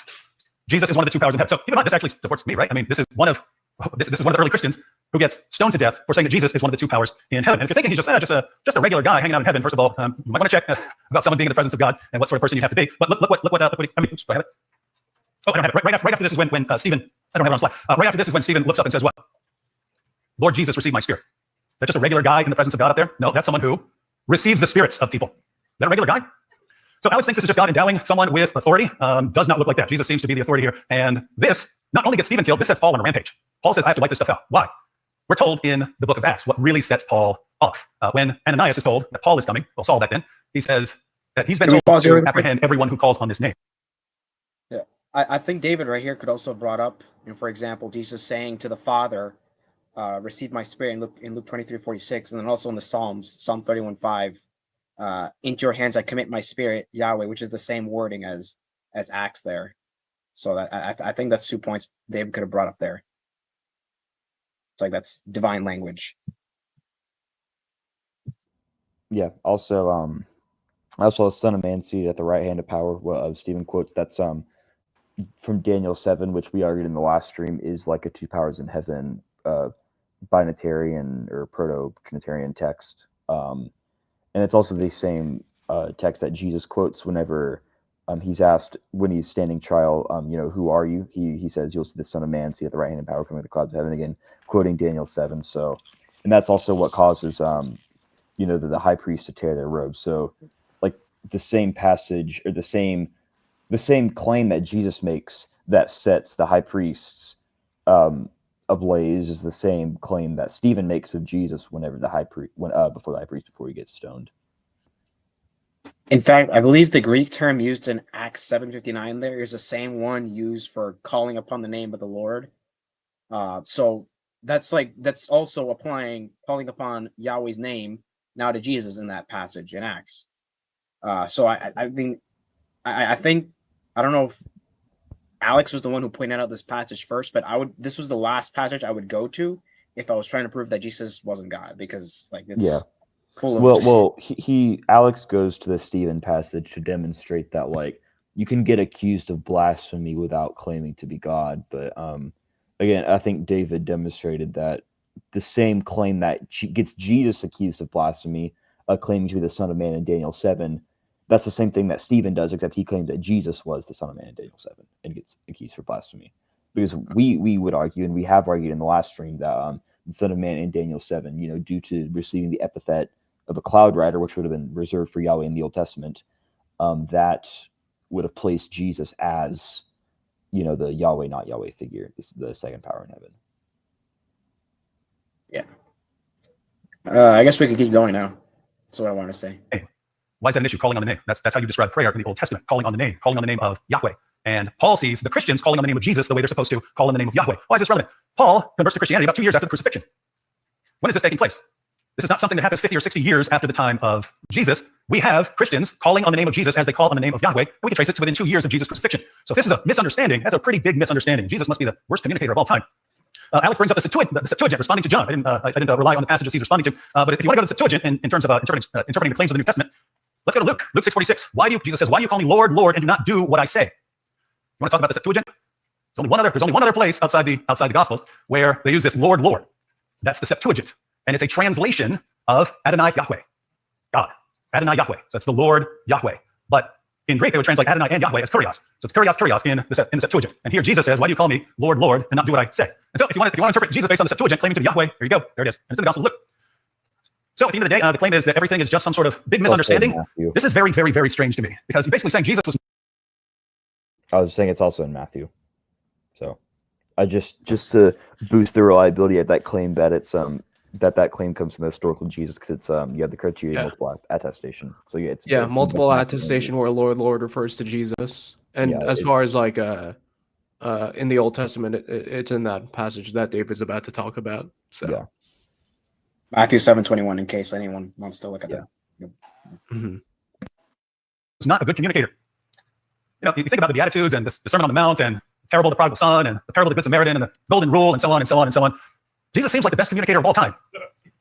He's careful about what he's saying, and sometimes he unveils things in different ways, but when he makes a point, it seems people get this point. If all of his followers just seem to misunderstand him and start worshiping him and praying to him, making doxologies for him and so on, putting their liturgy around him, then you're saying Jesus was just a terrible, terrible communicator. And that, I have to say, is the one option I cannot accept here. All right. So now Alex is going to go up to do his 12-minute rebuttal. It's a bit messy, I'm afraid, ladies and gentlemen, because of course for this, there's like one slide I have prepared for this. I can just, if you want to bring it up, it's like really short. I think we should wait till he like finishes. Yeah. Or no, like if for Woods or Bell, never mind. Yeah, that's about it. There's not much to say here for me specifically, so I stayed quiet for most of it. I think I like this presentation overall. I mean, I wish he went more into like John 10, but it's limited time. But so, yeah, John 10 is really difficult because I know my also, presentation I was like 20 minutes because you really have to go all into the backdrop of like the Deuteronomy 32 stuff. Yeah, I kind of get also, why David didn't spend too much time on that. Apollos, can you bring up the comment by Ice Cowboy at 7:49 p.m. EST or 6:49 CST for you? It's like right. Oh, I didn't see it. Comment. 7:39 or 7:48. It's 49. By the way, the Do Art Stuff films that just appeared in the chat is also one of my friends from school. Go if you go all the That's way an inside joke among us. if you go all the way up in the comments, the first comment by Ice Cowboy. Oh yeah, 6:49 my time. Yeah. Yeah. I saw that earlier. I saw bro's Blew it up. biceps that were bigger than my head. Is this true, guys? Can we validate this? That's my that's This my is friend. true. I That's can my friend confirm this. Alaska. Dang. Okay. Yeah, he's nice. That or Ice Cowboy has a small head. So, yeah. We want to go over to Alex's statement. I think we should. Yeah, we should. All right. we're responding to each other across purposes. I respond to an opening, he responds to my opening. I sort of have to take it back a few places, but I'll try and make it interesting. we heard about the angel of Yahweh and the suggestion that this might indeed just be Jesus. It might be. Look, I don't claim to be the sort of final authority on exegesis here. I'm simply asking you to consider what you think is a more appropriate explanation. I suggested the divine name-bearing model as opposed to the two powers in heaven. And when I look at passages such as Exodus 23 verses 20 to 21, see, I am sending an angel ahead of you to guide you along the way. Pay attention to him and listen to what he says. Do not rebel against him. He will not forgive your rebellion, since my name is in him. I just ask which interpretation lends itself more nicely to the passages. David's rebuttal there seems to suggest that I was under the impression that Jesus is. Yes, I just wanted to point out that Alex seems to have almost a dichotomy between what he calls the name-bearing model and the two powers in heaven model. I think the verse that we brought up last time, Exodus 23:21, I think kind of refutes the idea that these are two completely different models. So I think Roy went into this in his intro, but yeah, behold, I send an angel before you to guard you on the way, to bring you to the place that I've prepared. Pay careful attention to him and obey his voice. Do not rebel against him, for he will not pardon your transgression, for my name is in him. So again, this is the angel of the Lord, and one of the ways that God describes the angel of the Lord is that his name is in him. So kind of the second power in heaven bears the name. So I think that kind of demonstrates that the name-bearing model and the two powers in heaven model are not competing things. They're the same thing. And also, my presentation last time, I can repeat some stuff if you want. But the idea that I think people should just watch part one. But yeah, basically, it's a little later in part one. It's definitely past the halfway mark. But I basically argue, starting in the ancient Near East, then progressing into the Hebrew Bible and in Second Temple intertestamental literature, that the idea that the idea was that a person's name and like their essence or like the fundamental part of them would have been kind of the same in the ancient Near East and in Hebrew culture, as well have as the name is have the essence.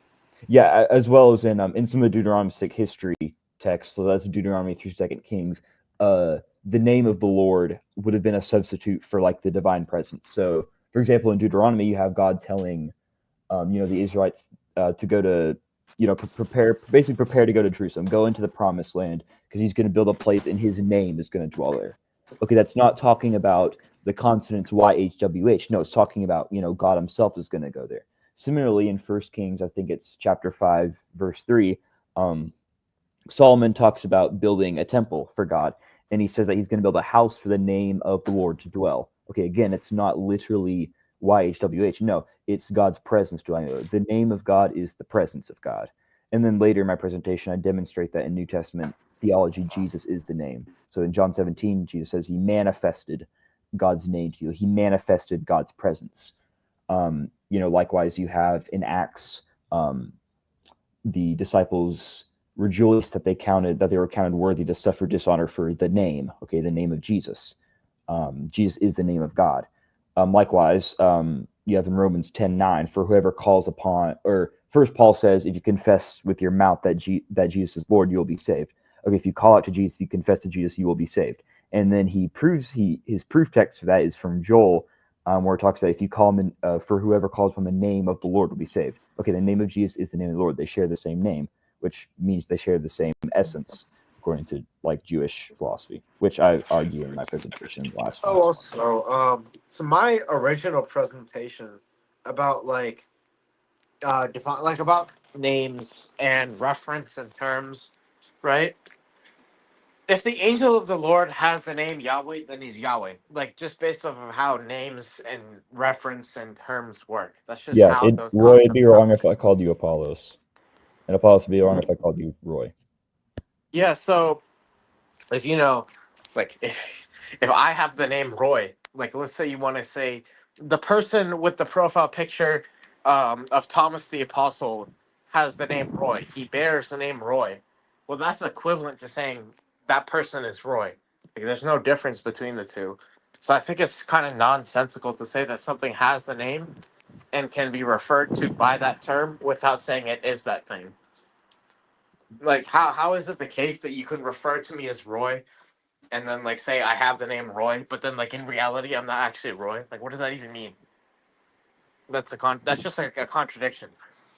Yeah, we can continue. I just wanted to pause it there to basically talk about how the dichotomy that Alex presents between the name bearing model and the two powers in heaven. It's like those are the same thing. Yeah, but one other thing is that the view that like this is Yahweh, but like it's not the same Yahweh, which is like what Alex is basically saying. As I explained before, that's polytheism. You can't have this idea of like a creature is Yahweh, because that would lead to two Yahwehs. So this is why I wanted to do the intro slide first, because it shows like the basic concepts you need to understand to like get our rebuttal, because like that basically does the heavy lifting for us in this section. Yeah. Yeah, for sure. I must confess that Apollos is not my real name, so there's that. Oh well, I mean, But in any case, it's still a title by which we refer to you. yeah, it's still functionally, it's still my name. Yeah. Which is why like we have modifiers in the Yeah. ancient world for names, like Jesus the magician, or Simon the magician, or Simon the zealot. Whereas in modern day we have like last names and middle names. Yeah. But yeah, Ice Cowboy says he might have a small head, so I might be onto something there, guys. And then LA Apologetics says, God bless you all. Thank you. God bless you too. God Yeah, bless you thanks, too. LA. I think I've seen that channel before. I think. Yeah, I'm gonna have to check them out. But yeah, let's continue. Oh wait, can I say one more thing on? Oh yeah, go ahead. It's like brief point, minor point, but the text doesn't actually seem to indicate that. It doesn't really say that the angel was given the name. It just says my name is in him. So that's like a. Yeah, I've brought that I mean, up. technically that up speaking, before. right? Oh, so okay, yeah. he was given the name, though. Like, I would agree that he was given the name in the sense that he's communicated the divine essence. So that just refers to the eternal begetting, though. It's not really like an issue for us. Right. Yeah, I think Paul Schlechter. Hopefully we get that last name right. I don't want to mess it up. But he says, "Got it, thanks. But isn't this a boomerang? I find it a bit weird that you guys are indirectly arguing for Jesus killing a bunch of Egyptian firstborns. Are you okay with that?" That's like a completely Bruh. Yeah, that's different like Yeah, we just went all the way over here out of nowhere. Yeah, so firstborn is just like a legal title. It's not like a title of like being a baby. That just refers Yeah, to it legal doesn't mean inheritance. newborn. Yeah, this is just cope. This is literal cope. It has nothing to do with the stream. Absolute I grasping. mean, okay, right we now. can talk about it at some other point, but like I think right now, in order to keep from like getting sidetracked and like in order to make sure that we're like understanding the New Testament text properly, I think we need to focus like very specifically on this one thing. Yeah, for sure. I mean, something on that point, right? God is the giver, and he has the authority over life, so he can take life when he wills so. Another thing, I guess you can say in a way, yes, Jesus is the one who took the lives of the firstborn. In John 10, the language parallels Deuteronomy 32:39 very closely. In that verse in Deuteronomy says, "I kill and I make alive." So I mean, in a way, you could say, yeah, Jesus was the one who was involved in that. I don't see the issue.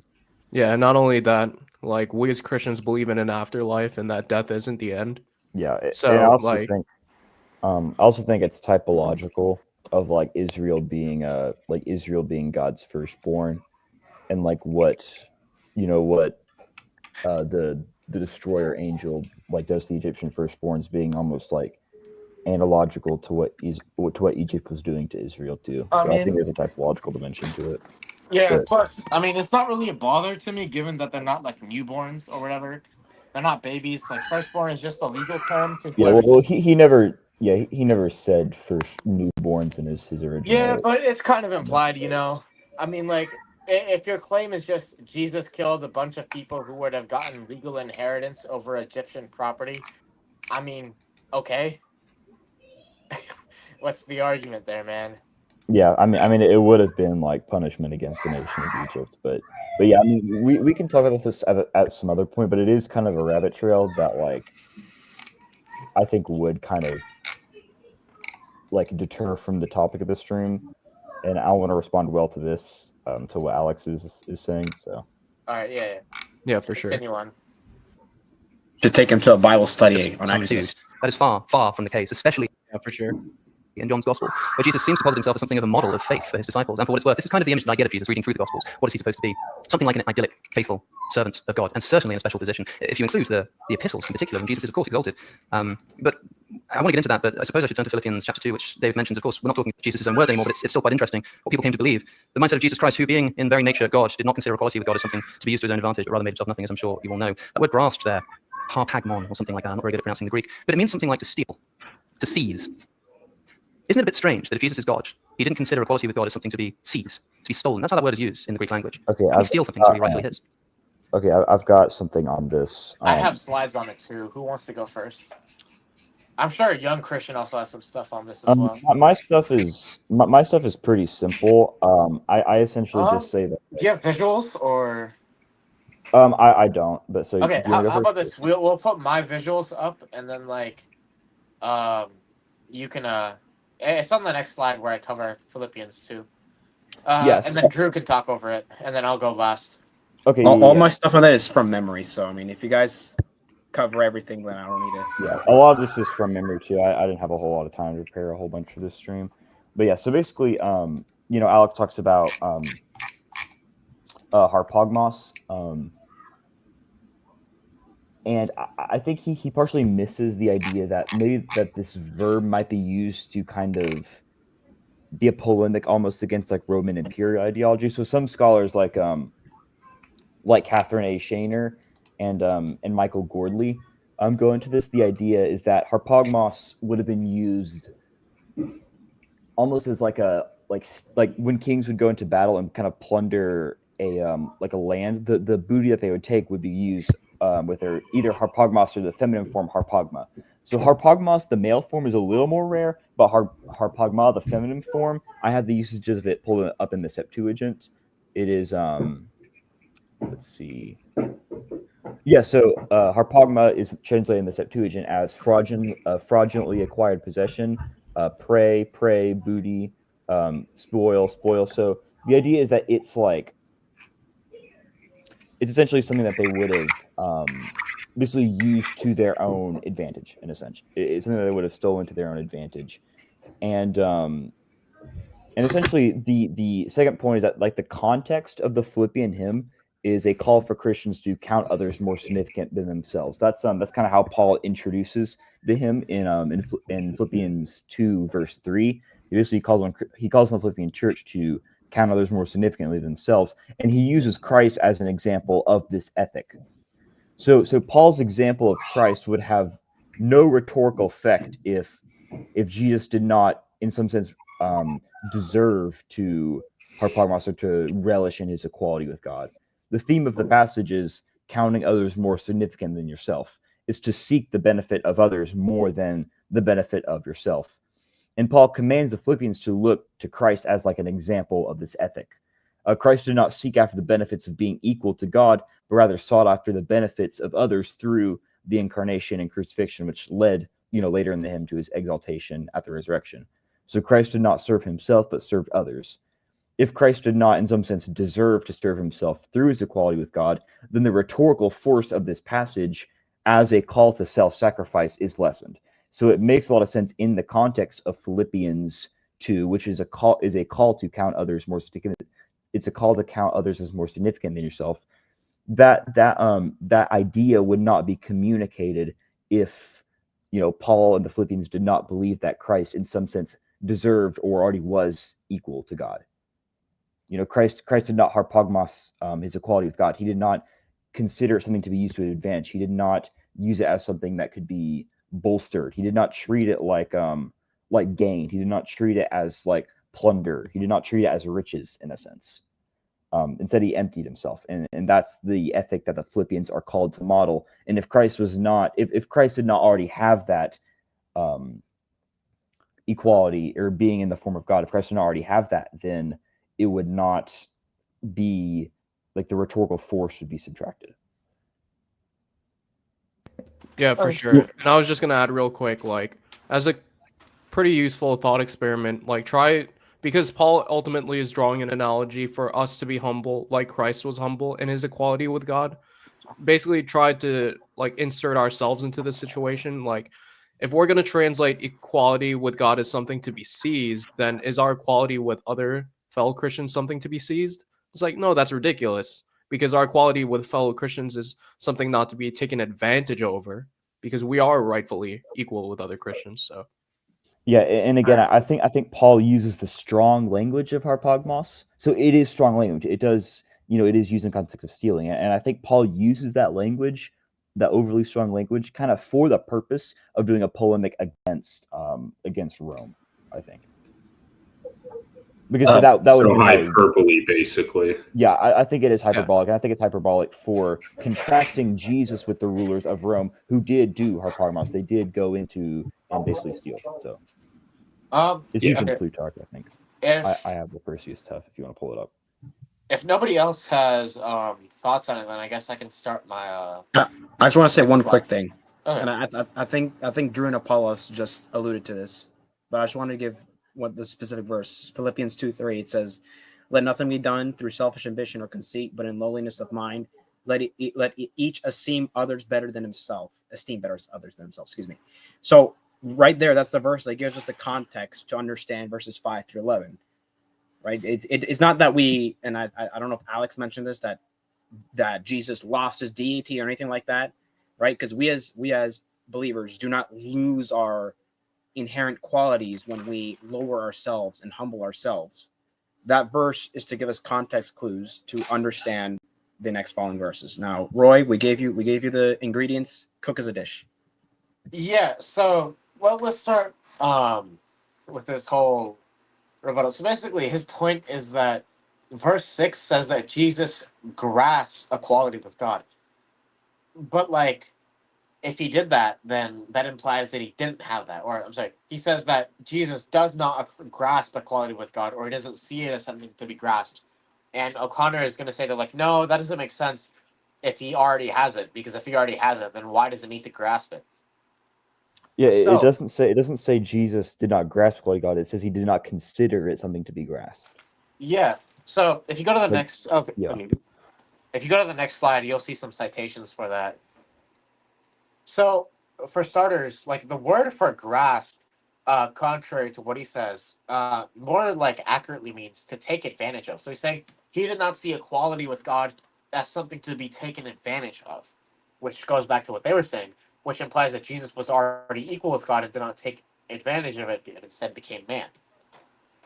And the above rendering is like supported by the full verse of it, which says that Jesus, though he existed in the form of God, did not regard equality with God as something to be grasped, which implies that like the form of God is already the same as being equaling with God. Paul begins with though, so that which would mean that despite that, that is the passage is saying despite being X, he was not Y, and the formula implies that there's some connection between being X and being Y. So under the Trinitarian interpretation advanced by like Locke, this passage makes sense because there is a connection between being in the form of God and taking advantage of being equal with God. Whereas O'Connor's reading, that doesn't really work. Similarly, like the grammar and parallelisms in the hymn just support the position that a form of God or equal with God is like the same thing. And you can see Wilbur's article on this. Now, if you go to the next slide, so he says that like Jesus was exalted only after the resurrection, but like it already says before then that Jesus was equal with God, so that doesn't really work. So verse 9 doesn't really help him because contextually, Jesus was already God prior to it. Yeah, because like Unitarians always like to make the point out, like, why was he given the name? It's like because he emptied himself. So And yeah, well, if we pull up the passage itself, yeah. So do we want to interestingly, do right? that, like, actually, or Well, no, I have it on 22. I have it on slide 22. So like right, yeah, right there. So if we look at the passage, right, it says you should have the same attitude as Christ Jesus, who, though he existed in the form of God, did not regard equality as God as something to be taken advantage of or grasped in this translation. But he emptied himself, taking on the form of a slave, and by sharing human nature, he humbled himself by becoming obedient even to the point of death on a cross. As a result, God highly exalted him and gave him the name that is above every name, so that at the name of Jesus every knee will bow, in heaven and under earth, and every tongue will confess that Jesus Christ is Lord, to the glory of God the Father. So, his idea, right, is that, oh, well, the name is given to him afterwards. Uh, the issue is, right, is that if you just read right above, he has the name before this. So whatever you want to interpret this to mean, it clearly doesn't mean that the name was never present in Jesus prior to this, because that's just not what verse 6 says. So if we go back to the slide I was talking about before, the 24. So I'm just gonna quote Wilbur here, right? Actually, that's. Do you want me to quote the full thing from Wilbur, or should I skip that part for now? Because that might be a bit too long. Apollos, if you're talking, I can't hear you. Yeah. Yeah, you're probably gonna go into Adamic Christology and stuff like that. It's up to you guys. It's y'all stream, so. Well, I'll just say this. So what O'Connor says is that form of God means image of God, and that doesn't work because we know how morphe theou, or like form of God, is used, and that's just not the word you use for image of God. Yeah, so I have the Yeah, it's the word is different in like the Septuagint that they use for image. yeah. So that I have that in my notes. I think I definitely think it's likely. So I agree partly with like James Dunn that you have an Adamic Christology going on here. I think that's part of it, but I think that if Paul or the author of this hymn wanted specifically wanted to exclusively connect Jesus to Adam and do nothing more, I think he would have used icon, because that's the word that we have for image in Genesis 1. I think Adamic Christology could be part of it, but I don't think that's all of it. Because if it was all of it, if it was all of it, we would expect a direct connection to Genesis 1, which with the word icon, and I don't think we see that. I think Paul or the author of this hymn uses a far more deep word, morphe. I have the Perseus Tuff dictionary for morphe, or the entry right here. It basically means a shape, a fashion, or a mold. Some definitions have like a kind or a sort. So like Jesus was in the kind of God. Jesus was of the same sort of God. Jesus was in the same shape as God. So yeah, I think the connotations of morphe are more deep, and kind of more essential than icon for image. So I think that if Paul wanted to connect Christ exclusively to Adam and not do anything else, he would have used icon. But I think the fact that we have morphe means that there's something deeper going on.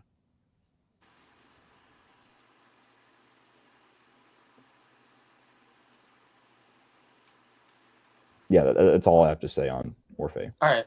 Mhm. I think he's gonna. Yeah, the next thing he should get into is gonna be like John 17:22, which we kind of covered earlier, right? Yeah. So we won't have to say much. Okay. I think it was did covered we in wanna... part 1 as well, for the brief time I was there. Yeah, we talked about how it's mainly eschatological, and the fact that Jesus is praying for it means that it's not realized yet. There was something I wanted to say. Back to John, that is. I don't see many people using specifically John 13:13, where he says, "You call me teacher and Lord, and you are right, for so I am." I don't know why I don't hear more people use that argument as an argument for Jesus claiming to be God.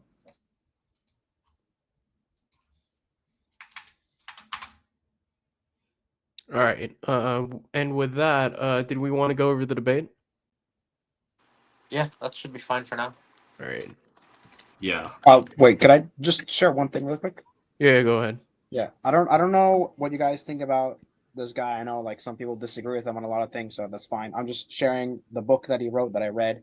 Is The Forgotten Trinity by James White, and he went over the passage in Philippians 2, and some of the arguments he makes I sort of incorporated, like that first 4 verses, because I think the point he makes stands, right? The context of us humbling ourselves should translate into what Paul says about Jesus in verses 5 to 11. So it's something I want to share real quick. Yeah, I've heard good things about that book. I don't know if I'd recommend it. I'll just leave it at that. All right, we can talk about it later. Yeah. The only issue I have is just because when he talks about distinct persons, he uses the word separate. I have an issue with that because it's not proper terminology. Other than that, I like it. James White isn't exactly the one you want to go for like your triadology.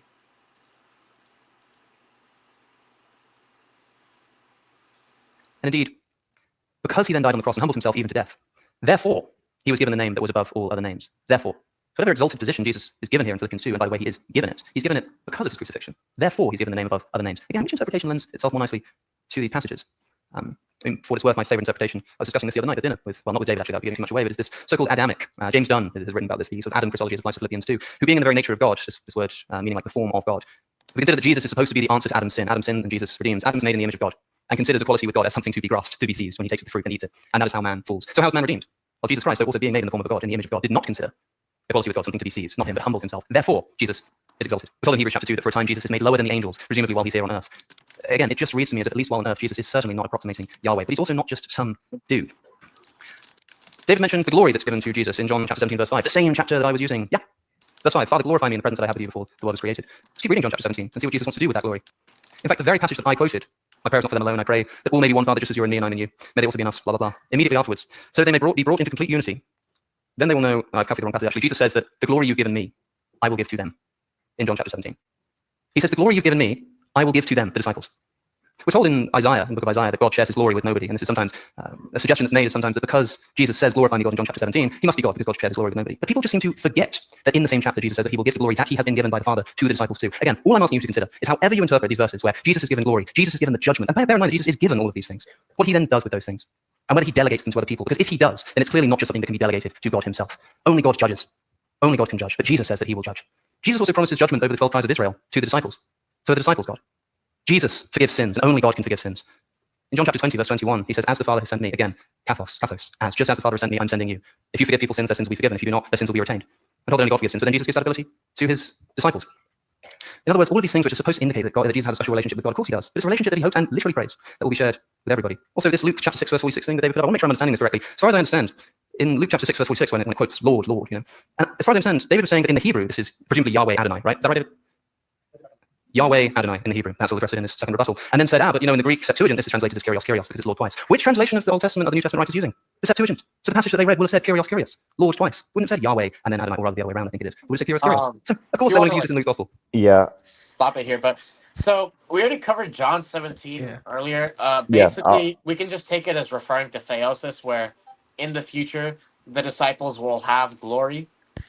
The issue is that Jesus is saying that he has glory in the current, not like in the future he's gonna have glory, and like after like the eschaton, after the end times he's gonna have glory. No. Jesus has glory in the here and now. It's not in the future. It's not just in the future. It's in the here and now.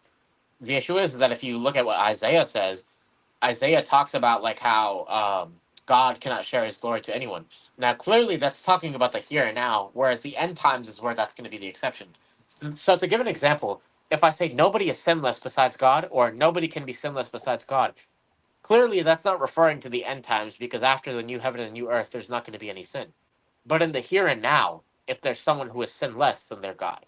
Similarly, in the here and now, if someone has God's glory, then they're God. And we already covered this before, but in John 12, Jesus says that God's glory is his glory. When Isaiah saw God, he saw Jesus. He was looking at Jesus. Yeah. We already talked about the John 17 thing. I just have 2 points on it.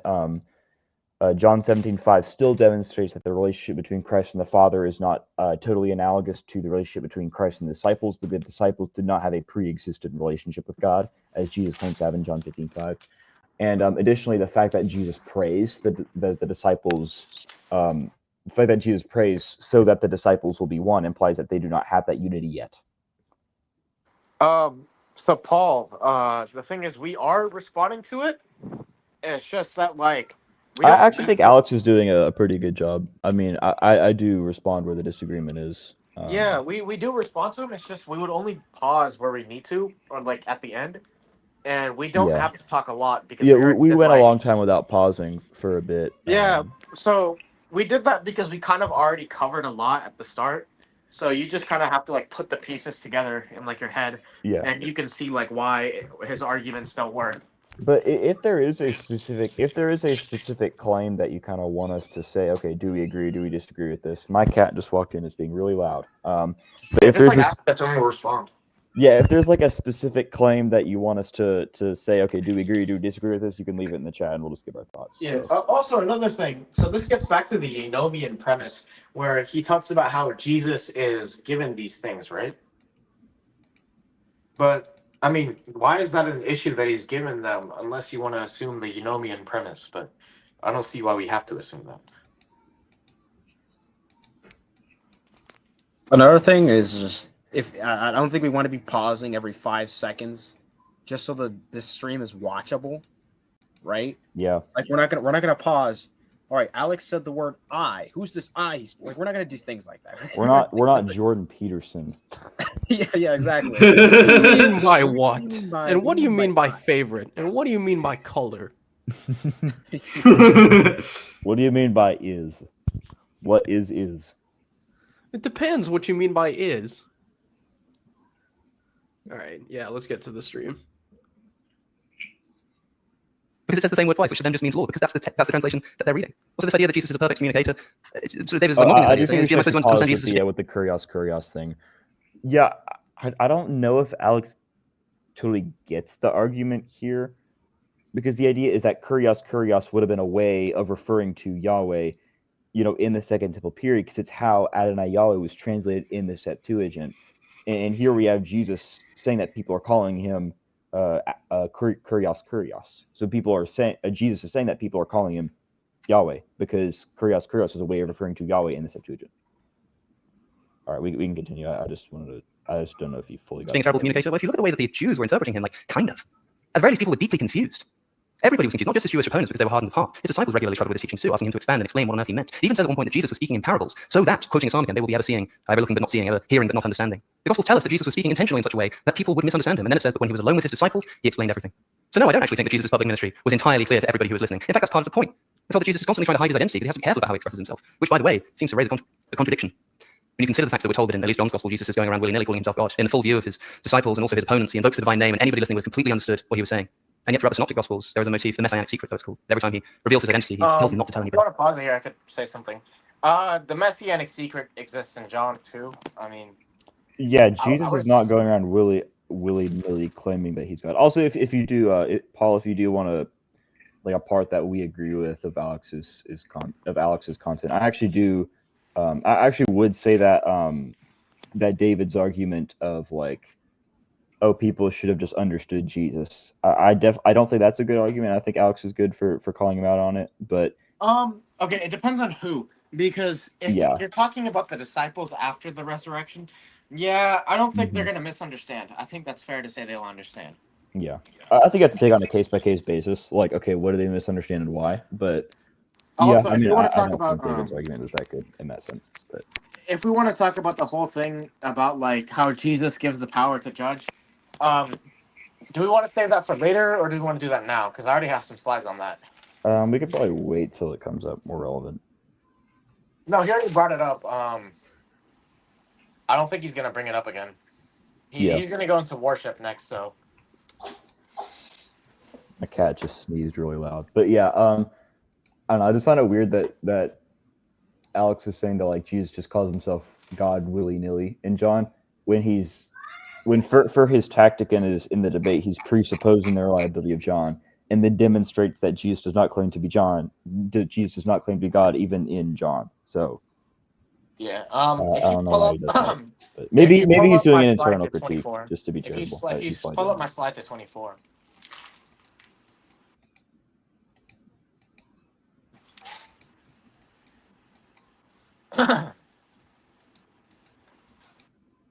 Yo, Apollo, you there? Is this it? This is slide 24. Yeah. So this is where we left off. There's just some notes about John 24. So if we go to the next slide, that's where we go into the judgment stuff. So like his point is that like Jesus gives the power to like like to forgive sins, right? To that I would say that like you need to qualify that, because when the disciples like forgive sins, they do it in the name of Jesus. It's like, can we do a miracle and say in the name of Moses? No. The reason why is because that causal power doesn't derive from Moses ultimately. So whenever you're talking about the ultimate source of a thing, you say, I do this in the name of, or something like that, right? Or I do this by the power of, or something like that. You're not going to say, I do this in the name of Moses and then like heal a blind man. Because the power doesn't belong to Moses, but rather Moses is just an instrument of God. So why can we say, I heal you in the name of Jesus? Well, it's because it's proper to his nature itself that he could forgive sins. So, like, to put it another way, right? The crippled man from Acts 3, you could say, Peter didn't heal me, Jesus did.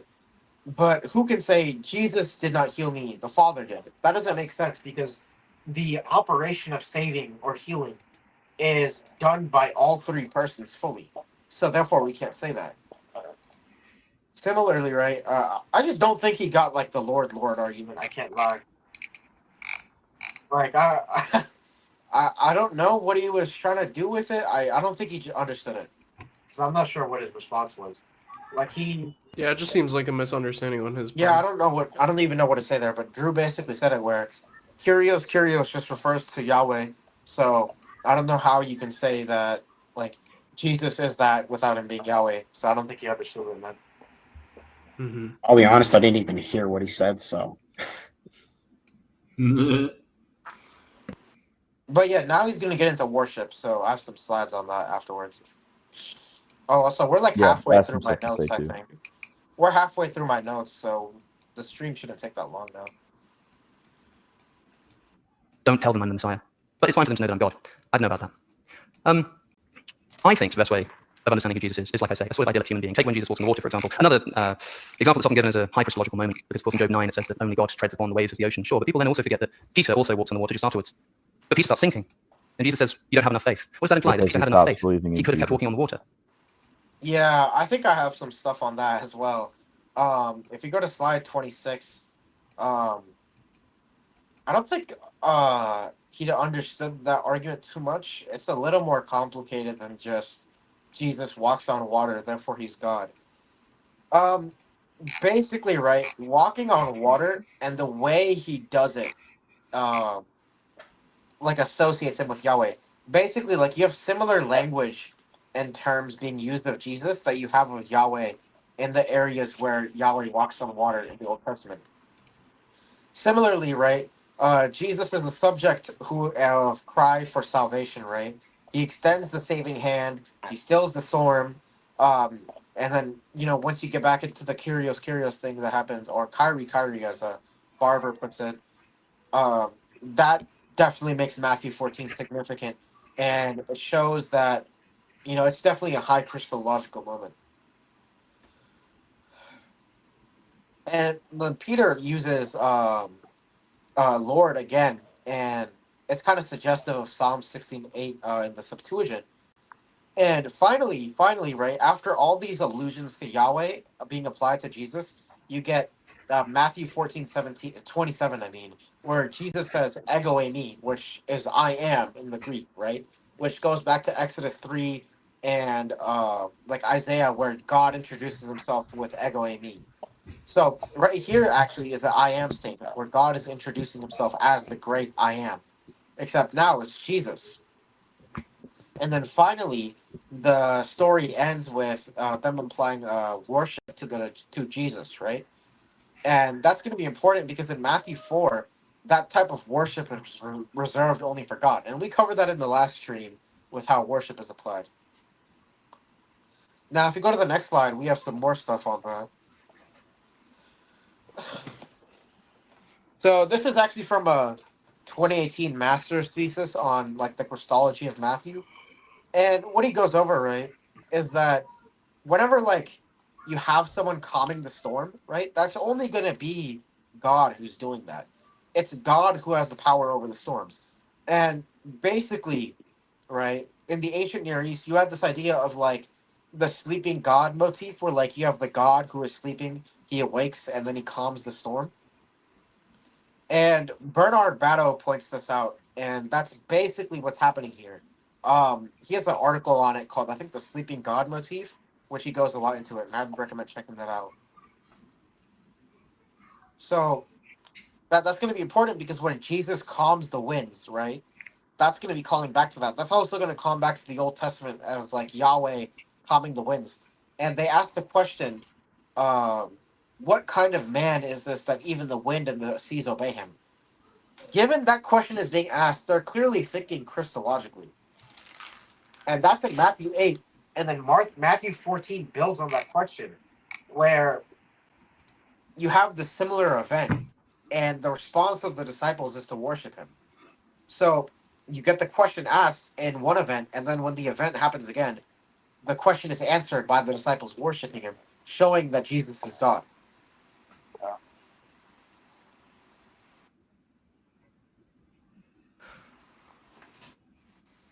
Now I think he's going to get into worship like directly after this. I don't know. I assume so though. Okay, then we'll pull up the debate. Because I haven't heard him get into worship yet. I was expecting him to get into it very soon, but Okay, yeah, let's see if he gets He into it. pushes it harder in his next rebuttal. Oh, there are 2 rebuttals in this debate. There are. So after Alex goes, Dave's going to go, and then Alex is going to go. Gotcha. All right. We'll see. What are we to take from this? If Jesus is supposed to be God because he walks on the water, but then Peter walks on the water too, I don't think that's a very good interpretation. In other words, we're told that God forgives sins, but then the disciples are given the authority to forgive sins in John chapter 20. We're told only God walks on the water, but then Peter does this immediately afterwards. We're told that only God can have the authority to judge, as David says, but the disciples are promised judgment over the 12 tribes of Israel. That's not the only time the judgment is delegated, by the way. We're told that Jesus explicitly claimed identity with God by saying he and the Father are one, but then Jesus prays that his disciples will be one in the same way. We're told that God will share his glory with nobody else, but Jesus claims to have had glory with the Father before he was born. But Jesus then says he wants to share that glory with the disciples. We're told that Jesus only rightly accepts worship. This is interesting, by the way. David flashed on a few passages of Jesus accepting worship in the Gospels. The word most commonly translated as worship in the New Testament is proskuneo, which means to bow down or prostrate before a higher authority. And of course, Jesus received this proskuneo worship, therefore he must be God. If that is the case, then we have to consider the fact that David, in the Septuagint, for example, bows down proskuneo before Esau. That Joseph's brothers proskuneo before him when he's governor of Egypt. That the entire nation of Israel offers proskuneo worship to King David as well. That Lot proskuneo before 2 angels. Proskuneo is littered throughout the Old and also the New Testament, by the way. In the parable of the unmerciful servant, when one of the servants returns, he offers proskuneo to his master. And this is the story that Jesus. Yes, I think Alex's main point here is that like proskuneo mainly means to just like bow down before, and it's used a lot of times for other people, and this is true. But proskuneo is not the only way that like ancient Christians worship Jesus. So this book I was going to bring it up at some point, but ancient New Testament Christological hymns by Michael E. Gordley basically just kind of goes into like all the hymns in the New Testament. So there's a chapter dedicated to Philippians 2, which we talked about earlier, Colossians 1, and the prologue to John. There's also another chapter that goes into some other stuff as well, like oh, I just got big. what happened? You could put the book on the No, screen. I did that because, yeah, you were putting a book up, so. Yeah. Oh, okay, okay. yeah. A New Testament Christological hymns, Michael Gordley. So he basically goes up and he goes into a lot of the hymns in the New Testament. So, like I said, Philippians, Colossians, prologue to John, as well as some of the hymns in Luke. Some of the 1 Timothy 3:16, the hymn there. And he basically, one of the big observations that he makes is that in pretty much all of the Christian hymns that we have, which I think there's a good chance that some of those can be dated to prior to the composition of the books that they're in all those hymns, you have Jesus as the object of worship.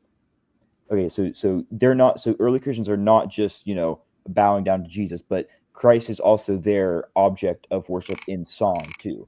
So as far as I know, you don't really have like, now this, don't quote me on this, might be wrong, but I don't think you have like hymns dedicated to like other figures in like Orthodox Judaism. I don't think you have that.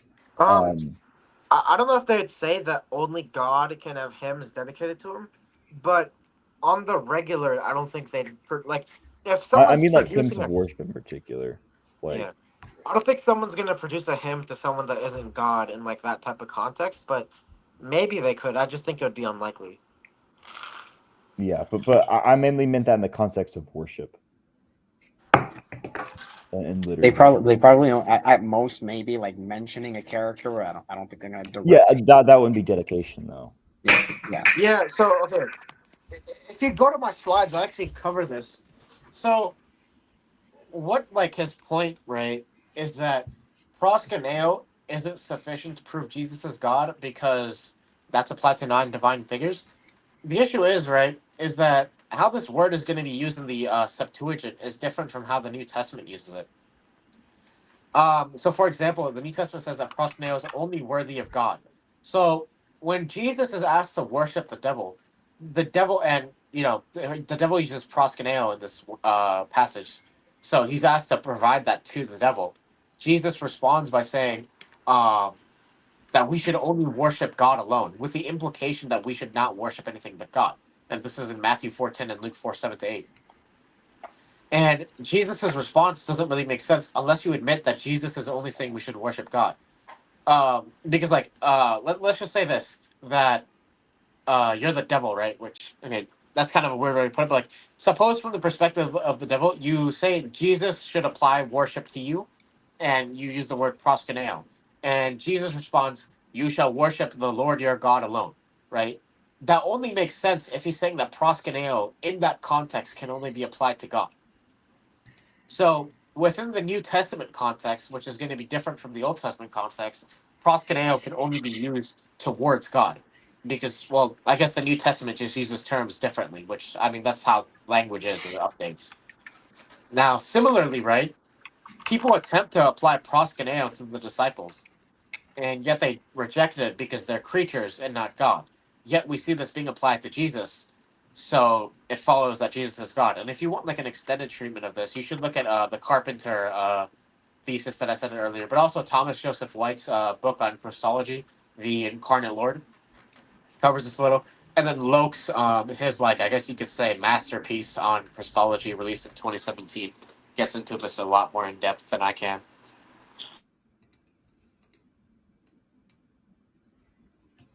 Alrighty then.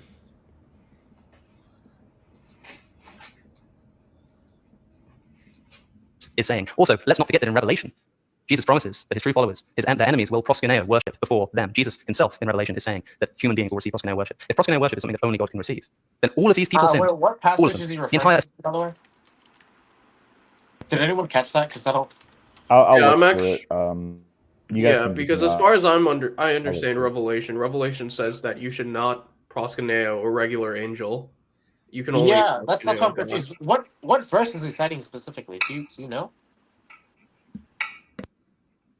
Let me repeat that real quick. I'm gonna find it. You all can keep wait, talking. I'm gonna go look through the proskuneo before him when he's interlinear. governor of Egypt. But the entire nation of Israel offers proskuneo worship to King David as well. But Lot proskuneo What are we before looking for? I'm sorry. angels. Proskuneo is littered throughout the In Revelation, wherever it says that Jesus' followers will be worshipped or whatever. The one about the angel not being worshipped. Are we talking about? Oh, no, that's what I'm saying, but like how I Yeah. understand Revelation. So actually, I'm gonna bring this up now. But Alex O'Connor, he like later brings up how latruo is the word used to describe worship that is only rendered to God alone. I'm pretty sure in I have something to Revelation say on Jesus that. is given latruo, so I think that's gonna be an issue for him if he wants to I'll, argue I'll, for I'll Revelation. see. What's that? Old and also the New Testament, by the way. In the parable of the unmerciful servant, one of the servants returns, he offers proskuneo to his master. And this is the story Okay, that I got Jesus it. is saying. It's Revelation 3:9. All right, Yeah, I'll word. pull that up real quick. Yeah. Hold on. But about that whole thing about the servant offering a proskuneo, isn't the master like he's talking in that analogy or parable that Jesus gives? Isn't the master like an analogy for Jesus or God? Like, what's the issue there? Oh, Paul says Revelation 19:10. Yeah, Revelation 9:10 is a command not to proskuneo, fellow creatures. Yeah, that's what I'm confused about because I'd assume I know that passage in It's Revelation 3:9 that talks about like bowing down before the faithful ones. Yeah. So I think every time proskuneo is used, even in Revelation, it's given to God. Yeah. Okay, so I will make those of the synagogue of Satan who say that they are Jews and are not, but are lying. I will make them come and bow down before your feet. Right off, if it is the case that Revelation 3, what is it, verse 9? if it is the case that the interlinear says that it's proskuneo, I would just point out that this is not prescriptive for normative action for Christians. So. Yeah, and you would need to distinguish to like proskuneo, just like okay, bowing down out of respect for like a higher authority versus like worship. Well, then I would say that's that given to God, I think. And suppose we take that view. The issue is that the instances of proskuneo, in Luke, Acts, and Matthew are going to be like Luke, Acts could just be using a term differently, basically, because that seems to be indicated. Because Luke, Acts thinks that like proskuneo can only apply to God, that's what I was saying. Yeah. Whereas in the Old Testament, in the Old Testament, and in it seems Revelation, I think they apply proskuneo to creatures. I think they might just be defining their terms differently. The issue is that it's not like you have Revelation says that proskuneo is applied to Jesus, and then Luke, Acts says that only God can have proskuneo. No, Luke Acts says that Luke Acts applies proskuneo to Jesus, and then says only God can have it. Yeah. Also in Matthew, as far as I understand Revelation, the way that unbelievers, the synagogue of Satan in particular, is going to proskuneo is going to be different from the normative action for believers, because believers worship the true God, which, if anything, would be indicative of a high Christology, because unbelievers would proskuneo to us because they. Well, what is there to worship? Because they're clearly not worshiping the true God. So, yeah, I just think that proskuneo doesn't have to mean worship; it can just mean bow down. That's what Alex says here. So, I mean, I think in the case of Revelation 3:19, it is just like bowing down to an authority. And I think whatever you have in Luke and in Matthew, Matthew also has this in the temptation scene. Jesus says, Jesus quoting Deuteronomy 3:6. Basically saying you shall not worship the Lord your God, and him only you shall serve. So the word serve here is laturo. Alex is going to go into that a bit. Laturo definitely denotes a more like dedicated, like consistent service form of worship. So the fact that there's the parallelism between proskuneo and laturo probably indicates that what's being prohibited in Matthew 4 and in Luke in the temptation scenes is like a dedicated like religious service to somebody. That's not the same as simply just proskuneo, simply just bowing down to someone out of authority. So like bowing down would have been a pretty normal gesture. I know Revelation gets laturo to Jesus. I'm trying to find where. Yeah, it's in Revelation 22:3. And there will no longer be any curse. The throne of God and the Lamb will be in the city. His servants will worship him. Yeah, that's true.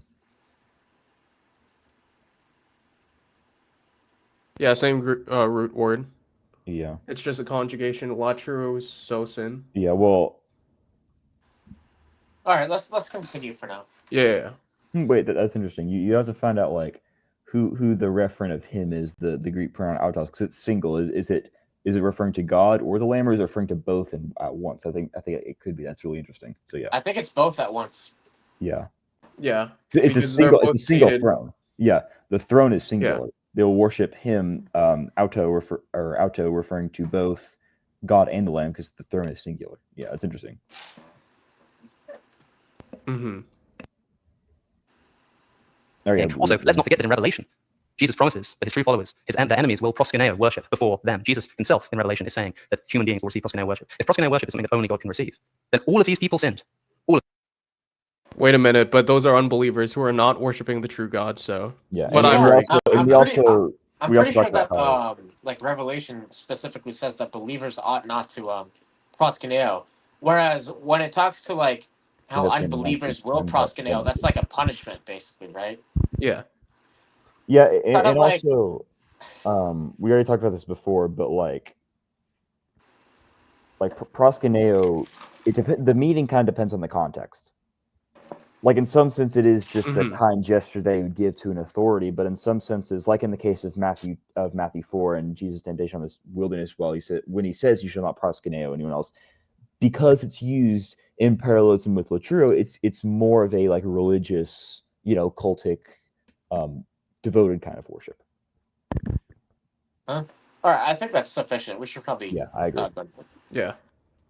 All of them. The entire assembly of Israel sinned when they bowed down before David. I don't think that's a good interpretation. There's another word that's sometimes translated as worship, which is latruo. This is religious cultic worship that is only offered to God. Nowhere in the Gospels is this offered to Jesus. How many times is proskuneo worship? How many times is any kind of worship accepted by Jesus in Luke's Gospel? Does anybody know? 0. Well, The word comes up 3 times. so just In pause this Revelation, quickly. it's Yeah. yeah. So if he's going to use Revelation to see how the Christians define their terms, isn't it fair to also look at Revelation to see that Jesus has offered latruo? Plus, Yeah. why are we why are we arbitrarily selecting the Gospels only? Revelation is also a book that it contains the direct words of Jesus. Yeah. And he's the one who brought up Revelation to begin with, so it's not as though he's like Yeah. trying to be on What's point with interesting, like right, is that Matthew and Luke Acts are the two that say that proskuneo is only applied to God, and then they go on to apply that worship to God and Jesus. But then with Revelation, it seems that Revelation thinks that proskuneo, like it defines proskuneo in a more like loose sense, rather than Luke Acts more strict, only reserved for God sense, right? But then, despite that, it still gives latruo to Jesus. So no matter which definition of the term you take, right, it doesn't matter because it's still whatever it is. The worship is going to be given to Jesus in such a way that he's divine. Mhm. Yeah. Additionally, I have something to say about latruo. So in latruo's like secular usage, it doesn't inherently mean worship. It's used of like servants or slaves and their masters. It's also used of it's used generally to refer to any kind of like committed or like devoted service.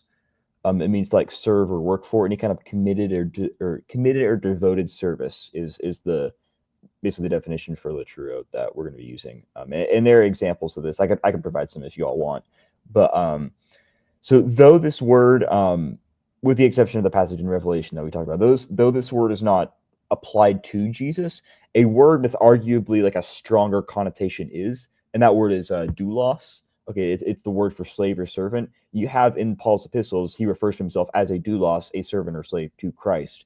So again, doulos also has it means specifically servant or slave, but it again has the connotation of like a committed service towards something. So the same idea as latruo. So okay, even though the word latruo is not necessarily applied to Christ, with the exception of the passage in Revelation, even though the word is not applied to him, the concept of committed or devoted service is applied to him, through the doulos language in the epistles, where people call themselves a servant or a slave to Christ.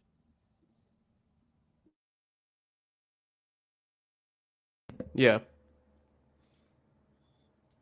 Twice in the temptation of the desert where it's discussed, and once at the end after Jesus has ascended so he can say nothing about it, and in a verse that's contested in our manuscript traditions. How many times in Mark does Jesus accept worship? This time the answer is 2, but one of those is the demon legion. It's usually translated as throws himself at his feet before Jesus. And the other is when the Roman soldiers mockingly worship Jesus. They offer proskuneo. Why? Because he's the king of the Jews. Because proskuneo worship is something offered to kings, higher authorities. I'll keep going perhaps in my further rebuttal, but if worship is something that is only due to God, then there are a lot more sins in the Bible than we think. Okay, thanks. All right, so now David Wood is going to do his second 6-minute rebuttal, and then that'll be followed up by Alex's 6-minute rebuttal. All right, Alex says we're looking for best explanation. I would submit that the best explanation for Jesus claiming to be one of the 2 powers in heaven, and for claiming to do things like judge the world and raise the dead at the resurrection, and for why his followers are praying to him and worshiping him and calling him God and the Son of God, and doing the same thing, doing the exact same thing that Jesus does, namely claiming to be one of the 2 powers in heaven, and for his enemies to repeatedly accuse him of blasphemy, ultimately sentence to death, and then people who say the same thing, like Stephen, also find themselves being executed. I would say the best explanation of that is Jesus was claiming to be God. That's just me. It's like if I met like 5, suppose I never heard a word from Alex, but I meet like 5 of his biggest fans, and they say, yeah, we love Alex, he's the Messiah. And then I run into 5 of his harshest critics, and they say, man, we can't stand that dude Alex, he thinks he's the Messiah. Even if I never heard a word from Alex, I'd be thinking he was claiming to be something like that, and that's what's giving his friends and enemies that indication. Likewise with Jesus, even if I didn't have any words of Jesus, if I just knew these guys were people were being put to death for making these kinds of claims, and that his followers were going around worshiping him and praying to him, I would think he's saying something. Now, Alex apparently thinks that the best explanation is this divine name-bearing scenario. If so, Jesus did a really terrible job of getting that message across, and it doesn't seem like anyone really got the point unless we do some creative interpretations of some passages. Alex again quotes Exodus to say that the angel of the Lord is just some representative who bears the name. Again, I quoted the exact same book he quoted where Yahweh says that I'm not going along with you anymore, which is Yahweh saying that he was the angel of the Lord who was guiding him. He says that his view is that Jesus is presented as the ideal servant of God. The ideal servant of God convinces people to bow down and worship him and pray to him, and so this is what the ideal servant of God would do. That's a very strange ideal servant of God, since that's kind of precisely what you shouldn't do if you're not God. He says that proskuneo can mean bow down. Yes, the word proskuneo depends on the context. If it's a religious context, it refers to worship. But someone can just bow down to you out of respect, and that would be, you can bow down to a normal human. But guess what? We have clearly religious context in some of these passages. For instance, Matthew 14:33, they are freaked out. Those who are in the boat worshiped him, saying, "Truly, you are the Son of God." That's a different sort of context. Then I want to ask you for a favor, and I want to bow down out of respect. As for Philippians 2, it sounded like he was saying Dunn's theory that this is just saying that when it says who is in very nature God, it's actually the form of God. But this is just saying that he was a human being, and since he found himself as a human being, like we're all the image of God, he humbled himself and therefore he was eventually exalted and so on. It just doesn't work. Let me just read it. Who being in very nature God, or you can just make up a translation, say image of God for fun. Who being in very nature God did not consider equality with God something to be used to his own advantage. Yes, that can mean seize. It can also mean used to his advantage. You look at what makes sense in context. Did not consider equality with God something to be used to his own advantage. Rather, he made himself nothing by taking the very nature of a servant, being made in human likeness. The decision to humble himself is what led to him being made in human likeness. This isn't a human being who's sitting around going, hey, I'm in the image of God. I could strive to be like God, like Adam did, but I'm going to humble myself instead. This is a divine being humbling himself by becoming a human being. And then, being found in appearance as a man, he humbled himself by becoming obedient to death, even death on a cross. Therefore, God exalted him in the highest place and gave him the name that is above every name, that at the name of Jesus, every knee should bow in heaven and on earth and under the earth, and every tongue acknowledge that Jesus Christ is Lord, to the glory of God the Father. Alex seems to think that if you're a human being and you humble yourself in this way, that God can just exalt you to the status of Yahweh and apply these passages that are just Yahweh. When Yahweh says there's no one else but me, that's what's being quoted there from Isaiah. As for Kyrios, Alex says, well, what would they be using? They would be using the Septuagint, the Greek translation. Yeah, and they went to a passage, they used the formulation Kyrios, which is specifically referring to Yahweh. That's what Jesus uses. He's quoting Kyrios. He's calling himself Kyrios. The only other use of that is the Septuagint, where it refers to Adonai Yahweh. So why is Jesus using it? Again, I only brought up that point because he brought up the point about the Septuagint and using it to interpret the claims of Christ. So I said, fine, let's go with it. We got in Luke, and therefore that's him claiming to be Yahweh.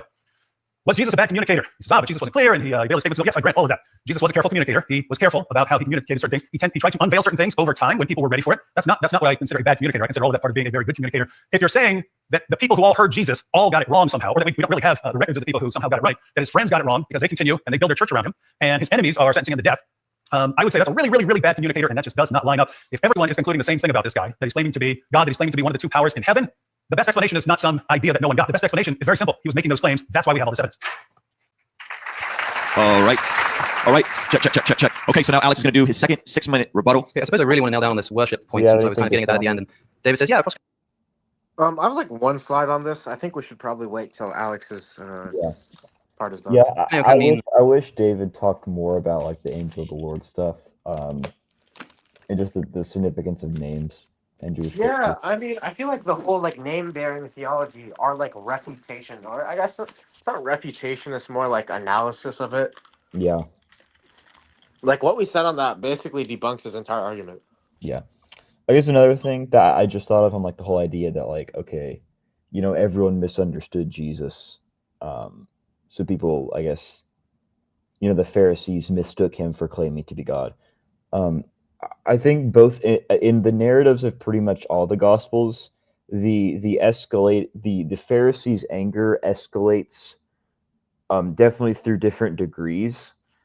So I think that if Jesus was misunderstood that badly, he would probably like chime in at some point and be like, hey, you guys are misunderstanding me, because their anger doesn't just go from like 0 to 100. It like escalates in different degrees. So We covered this last time, but he's kind of presupposing this idea that like it's always the case that the Pharisees misinterpret Jesus. There's a lot of cases where they do, but it's not always the case.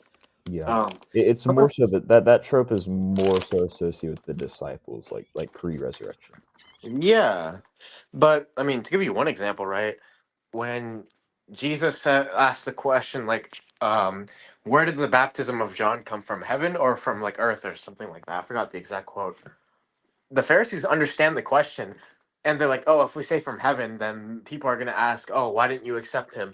But if we say from earth, then the people are going to get mad because they consider him a prophet. So clearly they understand what Jesus was doing there. They understand like his trick or his like riddle, if you will. It's just they don't want to answer it because they know it'll get them in trouble. So that's one example of like them understanding it. I think people go to extremes on this. They'll say that the people listening to Jesus either correctly represented him none of the time or all the time. Like, for example, some people will say, well, they're the Jews. They're wrong. Like, yeah, they're wrong about a lot of things, but it doesn't mean they're wrong about everything. I'll see people make that argument when you see the clear statements from Jesus that are claims of deity, like claiming to forgive sins. They say, oh, but they were the Pharisees. They were wrong when it says, who can forgive sins by God alone? It's like, that's taught in the Old Testament. That's biblical theology. That's not just Jews being Jews. Or Pharisees being Jews. It's not Pharisees being Pharisees. It's biblical theology.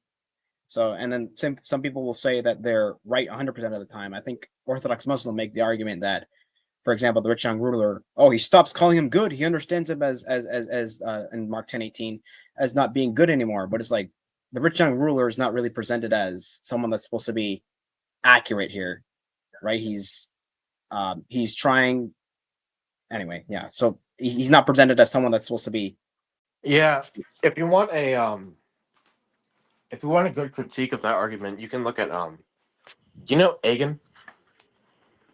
Yes. Yeah, he has a debate where he covers that, and what he points out is that the rich young ruler like goes back sad because he didn't come in with the right heart, or he didn't leave with it, I should say. So using him as your standard is not a good idea. I also watched Thomas Apologetics video. He had an excellent presentation. I don't know if you know who that is, Thomas Apologia. Yeah, I know them. I actually might make a response to him on the incarnation. Is that the video where he? I haven't watched it, but I think it's called "The Incarnation Debunks Classical Theism." Yeah, I might make a response because I'm making a video on the like metaphysics of the incarnation, and I might go over the argument he makes. Yeah, I haven't watched that. I had no idea what it was about. I just saw his presentation on Mark 10:18. I thought that one was really good. I don't think you'll be interested in the classical theism debate. That's not really your type of thing, if you want me to be honest. No, yeah, the like Trinity philosophy debates between Christians. I don't really get into that. So yeah, it's not much of my thing. I don't mind listening to it. It's just it's not my thing. Shall we continue? Just simply bowing down, but in a religious context, it means something else. Like, what do you mean? How do you know that without begging the question? Like I say, let's actually evaluate that. That's why I was sort of going through how many times proskuneo worship is given to Jesus in the New Testament, or at least that Jesus accepted in the New Testament. It doesn't happen once in Luke's Gospel. It basically doesn't happen once in Mark because it happens twice. And one of these is a demon, one of these, which I suppose is an interesting thing to explore in itself, but one of these is simply mocking Jesus because he's the king. Why would they consider mocking him with proskuneo worship if he was claiming to be king of the Jews? Because that's what proskuneo means. If proskuneo can mean actually worship of the kind that the truo usually gets at, that is worship, cultic worship of a religious figure, as David suggests, here's a riddle for you. Why isn't it given to Jesus after Jesus ascends? Why isn't it that people are offering proskuneo worship after Jesus ascends, except at the moment of his ascension at the end of Luke's Gospel, which, as I say, is contested in our manuscript tradition anyway? Why not? What? Okay. Because it refers to a What is he physical action. talking about here? Because it's not referring to I'm worship. genuinely confused. Yeah, proskuneo does. It refers to more of like a physical, the physical posture of like bowing down to something. No, Yeah, when I he mean, says like it's contested Christianity in our doesn't have a manuscript Mecca. tradition. Last I checked, so No, when he says it's contested in our manuscript traditions, what is he referring to specifically? Maybe he was being brief because of the lack of time. I have no John. idea. So in John 5, I think it is the man who was healed at the pool. I think there's a verse that's not in our earliest manuscripts where he does proskuneo Jesus. Verse 4. Additionally, I'm gonna check the Septuagint use Wait. of proskuneo real quick. John chapter 5. The only verse I know of in John chapter 5 that isn't in the earliest manuscripts is the last part of verse 3 and then verse 4. That's it. Okay, yeah, well, we can rewind there. I'm checking Logos, the uses of proskuneo in the Septuagint real quick.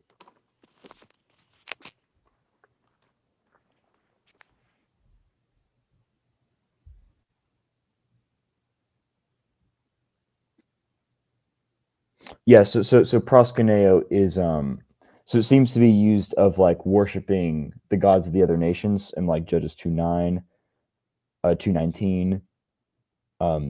Use of worshiping, Yahweh, Judges 7:15. So yeah, it seems to refer. It seems to be able to refer to the like physical action of bowing down, or like cultic devotional worship. But does anyone like have a reference on that, on the whole, like, because he thinks there's an act of proskuneo, right, where Jesus receives it, and like at the end of Luke, I know about that, but he says it's contested in our manuscripts, but I'm confused where it's at. Yeah, I'm gonna see if there's a. I don't think John chapter 5 is the one. The only verse in John chapter 5. Yeah, I don't know if it's John 5. Yeah, it's that It's the only one's not. contested is end of verse 3 and then verse 4, which is just it's an explanation of the pool of Bethsaida. It's nothing major. In fact, John 5 pretty much teaches that there's worship of Christ. In verse 23, all should honor the Son just as the other honor the Father. He who does not honor the Son does not honor the Father who sent him. Like that would be essentially worship. So yeah. Well, in that case, if anyone in the audience has any ideas as to what Alex is referring to, feel free to Let me go comment. let me go back upstairs and I'll go search it up on my computer real quick. Yeah, I've never heard of that before, of that being contested anywhere. Didn't he also just say right now that Jesus isn't given proskuneo worship after his ascension? Isn't it in Revelation alongside the Father? Yep. This Yeah, was, yeah, he is. Yeah. That's I don't literal, know. yeah. That was a weird point for him to make right there. I don't know.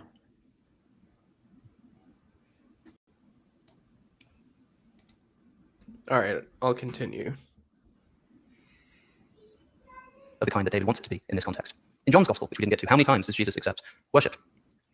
The answer again is once. Just once it happens in John chapter 9. This is the man who was born blind, who I mentioned earlier. In verse 38, he says to Jesus, Lord, I believe, and he worshipped him. Except he doesn't say so in Papyrus 75, he doesn't say so in Codex Sinaiticus, Yeah, he it doesn't say so is in John Codex 9, not John Washingtonianus. 5. In other words, this verse isn't present in our What's that? Oh yeah, it's John 9, not John 5. That's my bad. Mm-hmm. earliest manuscripts. We're pretty confident that there are elements of the Gospels which are later interpolations, most famously the ending of Mark's Gospel, which is not in our earliest manuscripts, and the story of the adulterous woman, let he who is without sin cast the first stone, which are not in our early manuscripts. I'm interested as to whether David thinks that there are things in the Gospels which didn't actually happen, either because they're recorded incorrectly or because they are later interpolations. But at least in this case of worship, it seems to be a later interpolation. At best, we've got one instance of Jesus accepting worship in John's Gospel, and our manuscript evidence seems to suggest that there's none. If worshipping Jesus is supposed to be some indication of his divinity, why is it only Matthew's Gospel who seems to mention anything to do with worship, and uses a term when there's another one available to indicate cultic religious worship to someone who's divine, yet he chooses a word which just means physical prostration before someone who has a higher authority, like, I don't know, maybe the Messiah.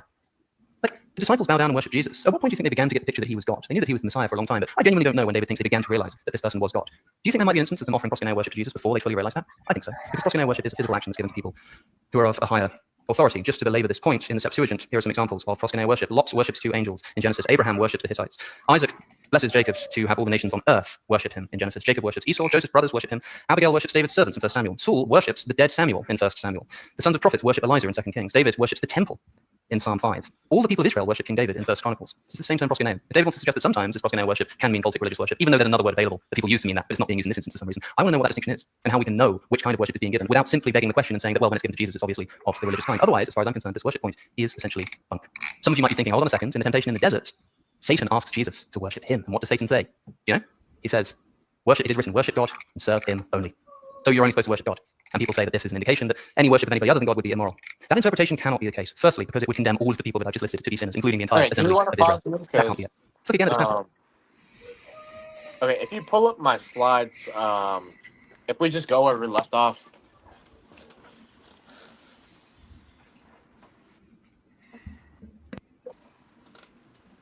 If you go to the next slide. Okay, so this is Wood's second rebuttal. I didn't really have much to say. I said he's long insofar as we refer to the NT usage, but that's meant to say wrong.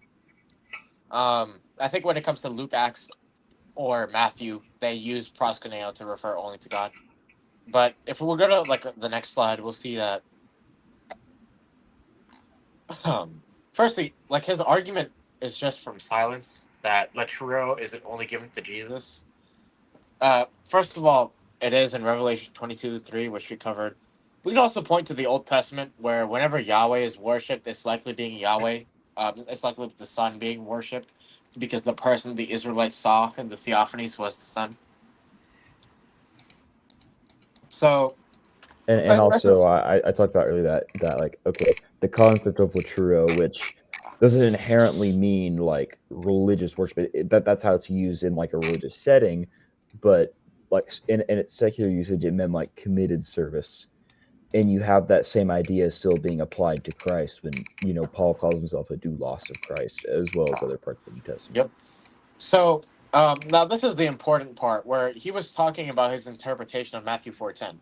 So firstly, he says that it would condemn all prior biblical figures. Not true, because the New Testament just like uses the word differently with a different definition. So it would be an equivocation to say that like anyone who gives proskuneo to someone other than God is condemned. The such and such figures of the Old Testament give proskuneo to people other than God, therefore they're condemned. If you Right want to out use of that, curiosity, do you guys happen to know when Koine Greek was developed? Because I'm pretty sure the Septuagint was made like hundreds of years before the type of Greek, you know, the Gospels were written in. So would it have been around? Or is it like the same type of Greek? Not sure. I think it's sort of evolved over time. I think.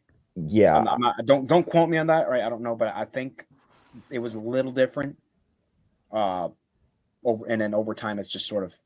Okay, so like Koine Greek was being developed around the same time that the Septuagint Yeah, was being made. whatever it is, right? I think Luke and Matthew are using their own definitions here. Yeah. Yeah. So like Alexander the Great, conquers, Jewish territory.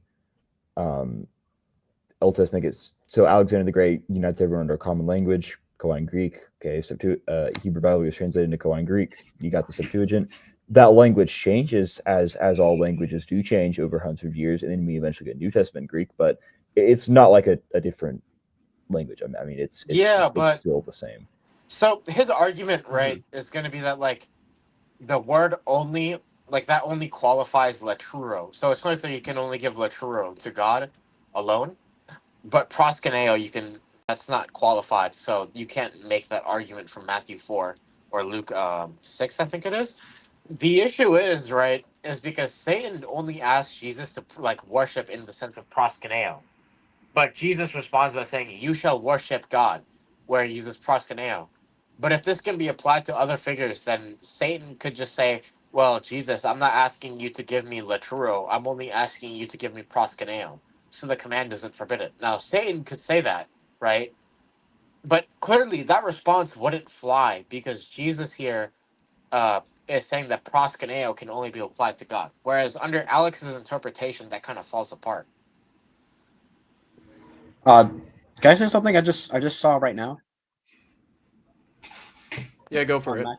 Matthew 4:10. It kind of looks like the term proskuneo and latreo are used almost interchangeably here, because it says "Kriantantheansu proskuneses." So, the Lord your God you shall worship, proskuneo, kai auto mono, and him only, latreo ses, you shall worship, using the term latreo. So it almost looks like they're using it interchangeably.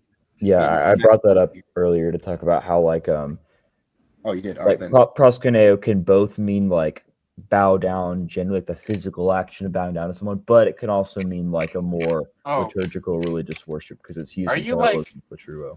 I know Drew is learning Greek. Are you also learning Greek? I had a class of it for 2 years. Oh, okay. I'm not like an expert, but I have a decent background to pronounce the word, and then Yeah. I think that's the end of for what it's worth, like as far as like pronunciation goes, there is a standard pronunciation called the Erasmian pronunciation, but no one really knows what it like actually sounds like. It's not set in stone, but we just use Erasmian. It's the standard. So we're pretty close. So that's the end of his response because I don't have any more slides for it. But after that, it's just open discussion and Q&A, and we're basically done because we're at what slide are we on? We're on slide. Okay, yeah, and the summary slide is on 36. After that, it's just references. So we're basically done. So we could probably knock this out tonight. Okay, so this is just going to be 2 parts? Yeah. Okay. Did we want to play over the open discussion and Q&A? Yeah, I have some slides for that, so why not? Okay, Ben.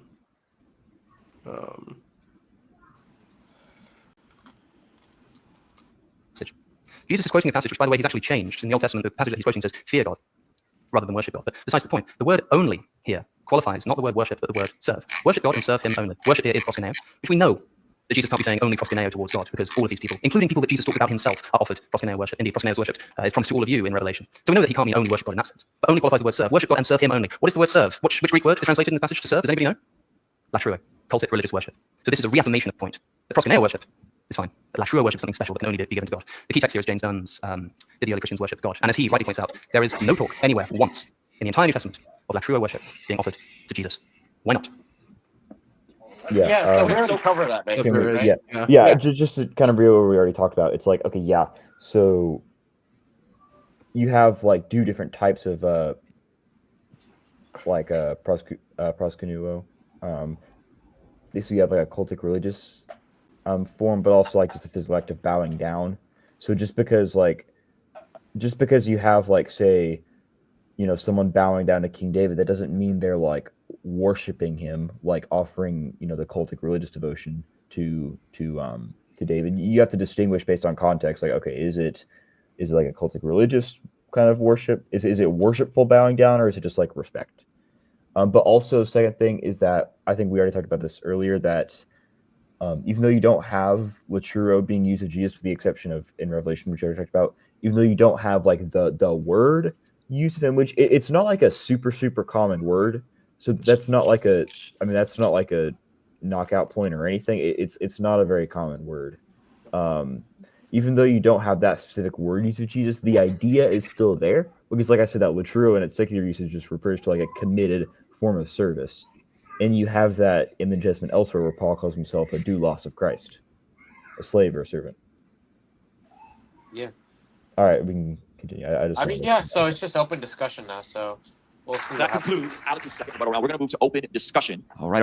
Well, shall we spark it off, gentlemen? Whatever you like. Let's do it. Open dialogue. Who would like to take the lead?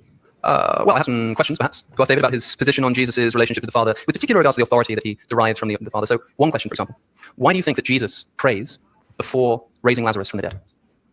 The Old Testament says that God is the God of all flesh. If a divine being were to become incarnate, as is claimed of Jesus, and that divine being really became a flesh and blood human being like Jesus, then if he's also had an eternal relationship with the Father, then I don't know if I'd expect him to be an atheist when he entered into creation. So in other words, if the Christian picture is correct, you've got Father and Son for all eternity. Son enters into creation. Was he going to be an atheist? If he's going to, as part of this, if he's going to be the ideal human or something like that. Yeah. And so The Son of Man, one might say.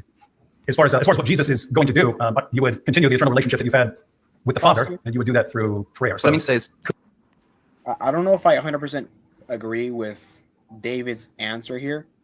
I know that's an answer that can be brought in some context, but for this answer, I'm not sure if I agree.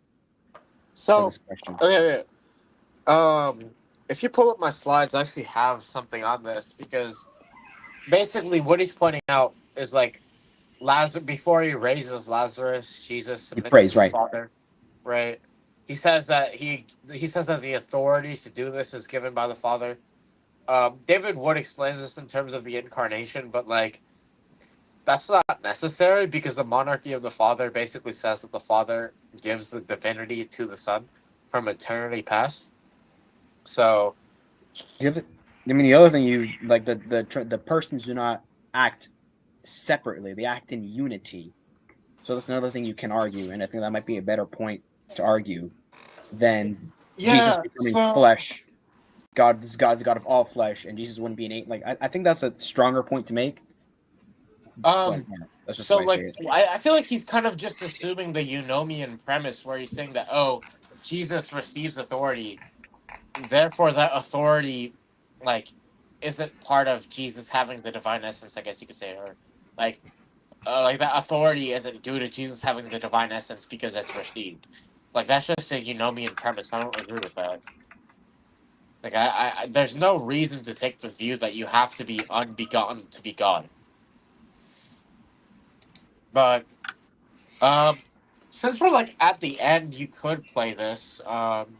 There's a good video by Orthodox Shahada, that's like 10 minutes long, that goes over the eunomian premise, and it could probably explain it better than me.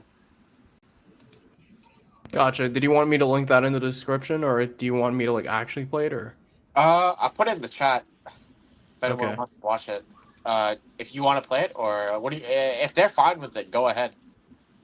Gotcha. I don't know Orthodox Shahada, so there's that. Like, I don't have any like relations with him. I've heard of the channel. I've never watched it. Yeah, same. There's that too. Oh well. I guess don't play it just in case to get mad. But if anyone wants to go watch that video on the eunomian premise, Yeah, I'm pretty sure we can link it regardless. I linked it in the chat already, so we should be fine. Did you? I don't think it's showing up. Yeah. Or maybe my computer is just slow. I don't know. Oh, Yeah, it doesn't show up for me. I think it's because YouTube automatically blocks links, so I think you have to put it. Let me send it to you. Okay. Yeah, try to put it in brackets or something, see what happens. Or get rid of the HTTPS. How about I just check your DMs real quick? I think there's a way to send links. Like my friend, when he does live streams, he's able to send the StreamYard link into the live chat. But I think there's a setting for that, and I have no idea how to activate it. I tried, and it didn't work, so I don't know.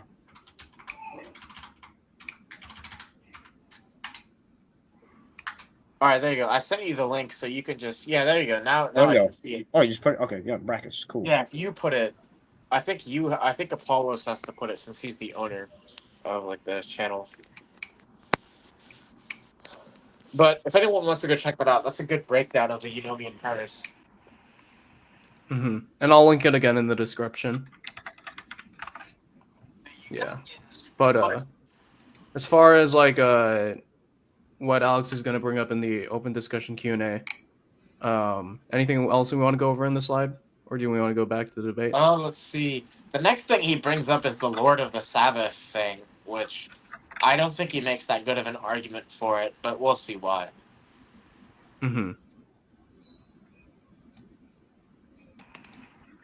Could Jesus have risen Lazarus from the dead of his own accord, on his own authority?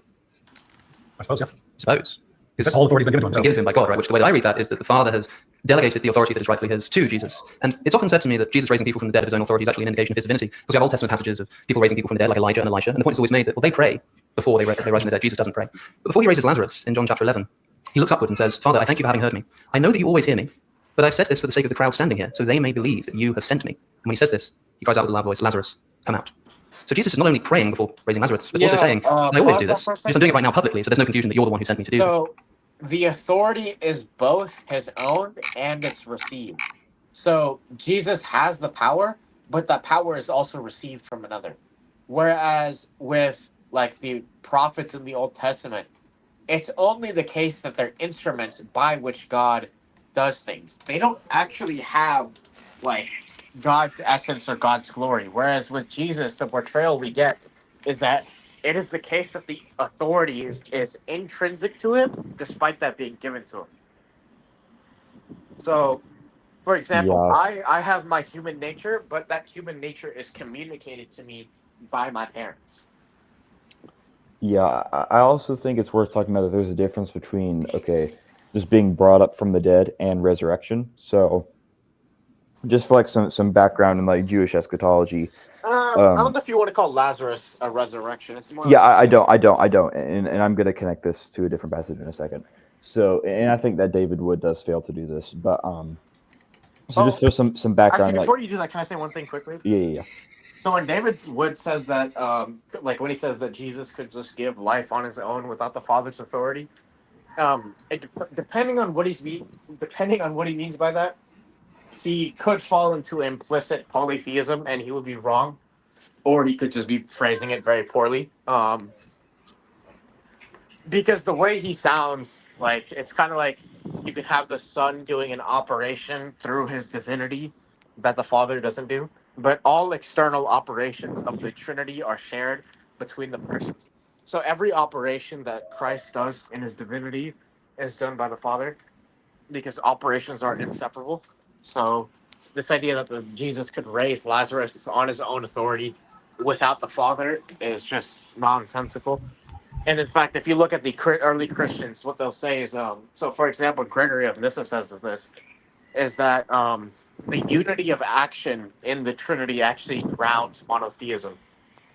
So no unity of action means no monotheism if you look at their views. Or alternatively, David could just mean that like Jesus could have done it without like praying, like he could have done it without like praying to the Father like he did there, which I guess, yeah, that's true, but that's kind of a weird way to phrase it. Yeah, I think. Go ahead. I was gonna. You can say what you're saying. I'm probably gonna be talking for a minute. I was just gonna say. I think what happened was David didn't really know how to answer, and he didn't want to spend like a good 5-10 seconds saying nothing. That doesn't look good on stage. So he just he probably went to that as yes, just to not wait too much. But yeah, go ahead. Yeah, I think when we say like raising someone from the dead, I think we can mean kind of two different things. There's just the general miracle of like resuscitation. Okay, this is what we see in Elijah. I think this is what's going on with Lazarus, where the person is dead and then they're alive again. I think you have that as raising from the dead, but I also think there's resurrection, which is different. Resurrection is more eschatological. So for the Jewish context behind this, in The beginning of Daniel chapter 12, you have those who dwell in the dust of the earth shall awaken, so they have a resurrection. And then some of them go to an everlasting life where it says that they'll be transformed and be like the stars in the sky.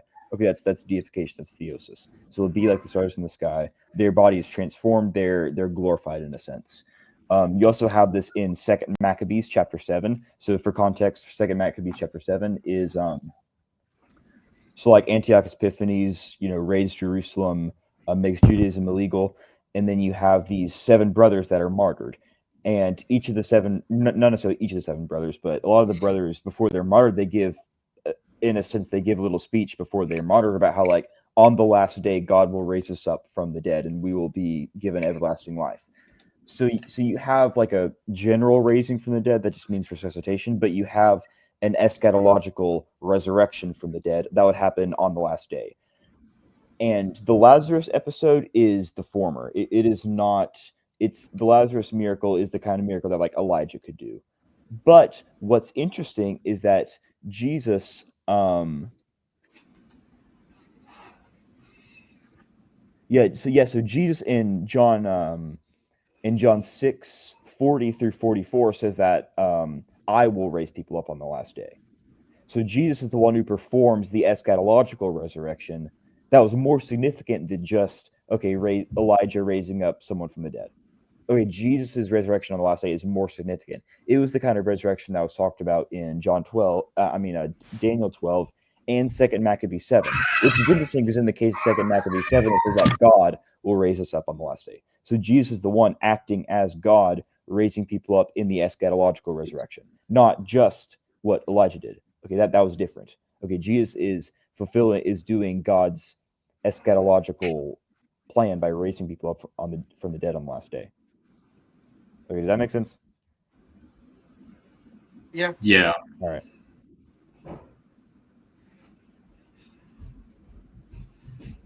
Yes.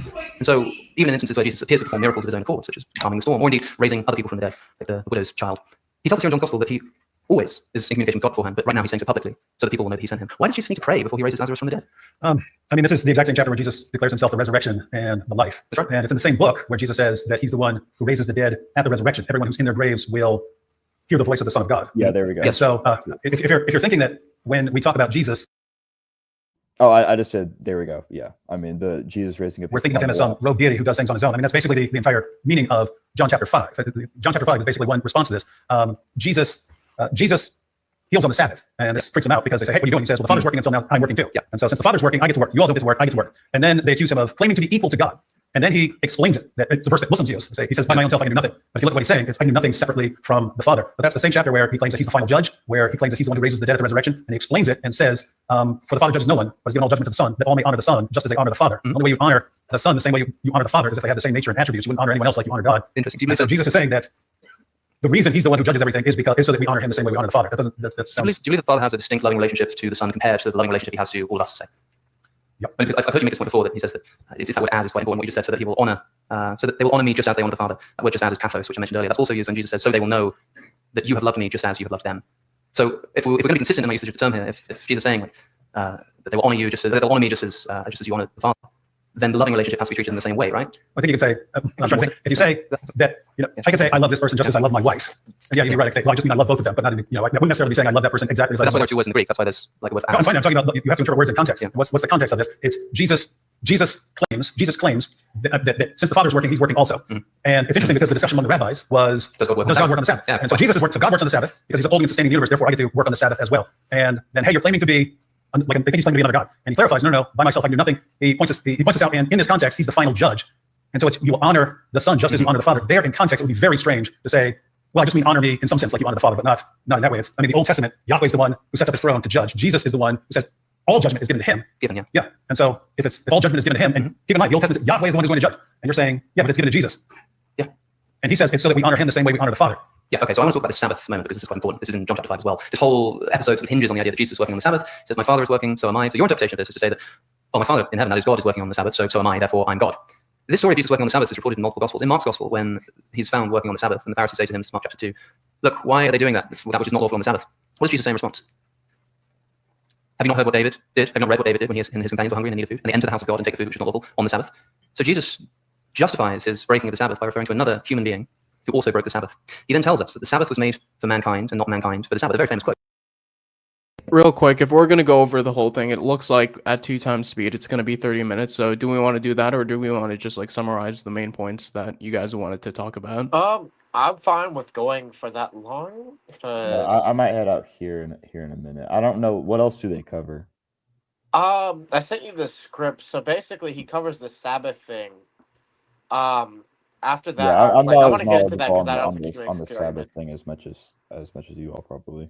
So then he talks Okay, no about how worries. Daniel 7 wasn't interpreted as being like about Yahweh being the Son of Man.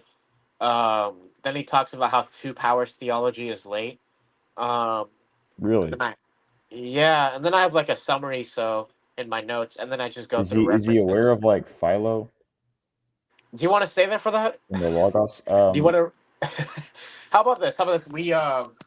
We quickly 30 minutes left, you say? Yeah, it's going to be 30 minutes and probably a little bit longer than that if we're going to actually add commentary. So Well, the only commentary I have left is everything I just listed. Like, we are on slide 32. No, yeah, slide 33-ish, and it ends at slide 36, and that's the summary. Yeah. So it's not going to take that long. How about Guys, this? real quick. Yeah. Huh? Yeah, it was just Alex. Alex said that the same story is recorded in Mark 2. They're two different stories, just because. Yeah, that's Okay. what I was going to bring up first, is that these Yeah. are just different stories. So he's going to argue that there's an interpolation. If we want to, do you want me to just give my summary of his argument? I personally would do that, but it's totally up to you. Okay, because I think I can stay and like have him draw out his own argument, but Yeah. if you guys don't want to, then that's fair. I'll probably gotta head out in a bit. Okay. Yeah, I'm gonna head out now. So Just like he hang with brings up family. that the Lord of the Sabbath passage, and he seems to imply that the Son of Man, that is Jesus, is an interpolation, and that it merely said men in general. So it says that Son of Men are Lord of the Sabbath, not necessarily the Son of Man is Lord of the Sabbath. So from what I know, this doesn't have any manuscript evidence at all to support it. But according to him, right, the internal logic of the passage supports his view. So, according to him, Jesus and Mark is making this argument. One, the Sabbath was made for man, not man for the Sabbath. Therefore, the Son of Man, Jesus, is Lord of the Sabbath. But according to O'Connor, the premise too is an interpolation, right? And he's saying that this is because two makes more sense if the is added, and really it's just this new modified premise where therefore man is the Lord of the Sabbath. So like he thinks that two modified, let's call it, or two prime. He thinks that two prime is the original because it follows more naturally from one. It's just that two follows from one just as easily. Jesus is greater than any man. So if the Sabbath was made for men, then obviously Jesus would be greater than the Sabbath. And if he is so great that he is its Lord, right? If he's the Lord of men and men were made for the Sabbath, then it seems clear that Jesus would be the Lord of the Sabbath, right? Yeah. I mean, also you have just Jesus being like the archetypal man anyway. I mean, you get that stuff in Hebrews. Yeah. Also, right. The issue is that the title Lord of the Sabbath implies being in a place of authority over the Sabbath itself. But that only works if Jesus is divine, and I have a bunch of citations for that where to go into it. After that, he goes into how nobody interpreted Daniel 7 as referring to the Son of Man being Yahweh. But we already went over that when I talked about the whole Charles Quarles article and like the Septuagint and how. Yeah. The Septuagint uses here. I'll pull it up real quick. Just a question: how long are we going on left? Because I want to I'm go. finishing it up right here actually because Alright. I'll probably finish up after we get in the Septuagint.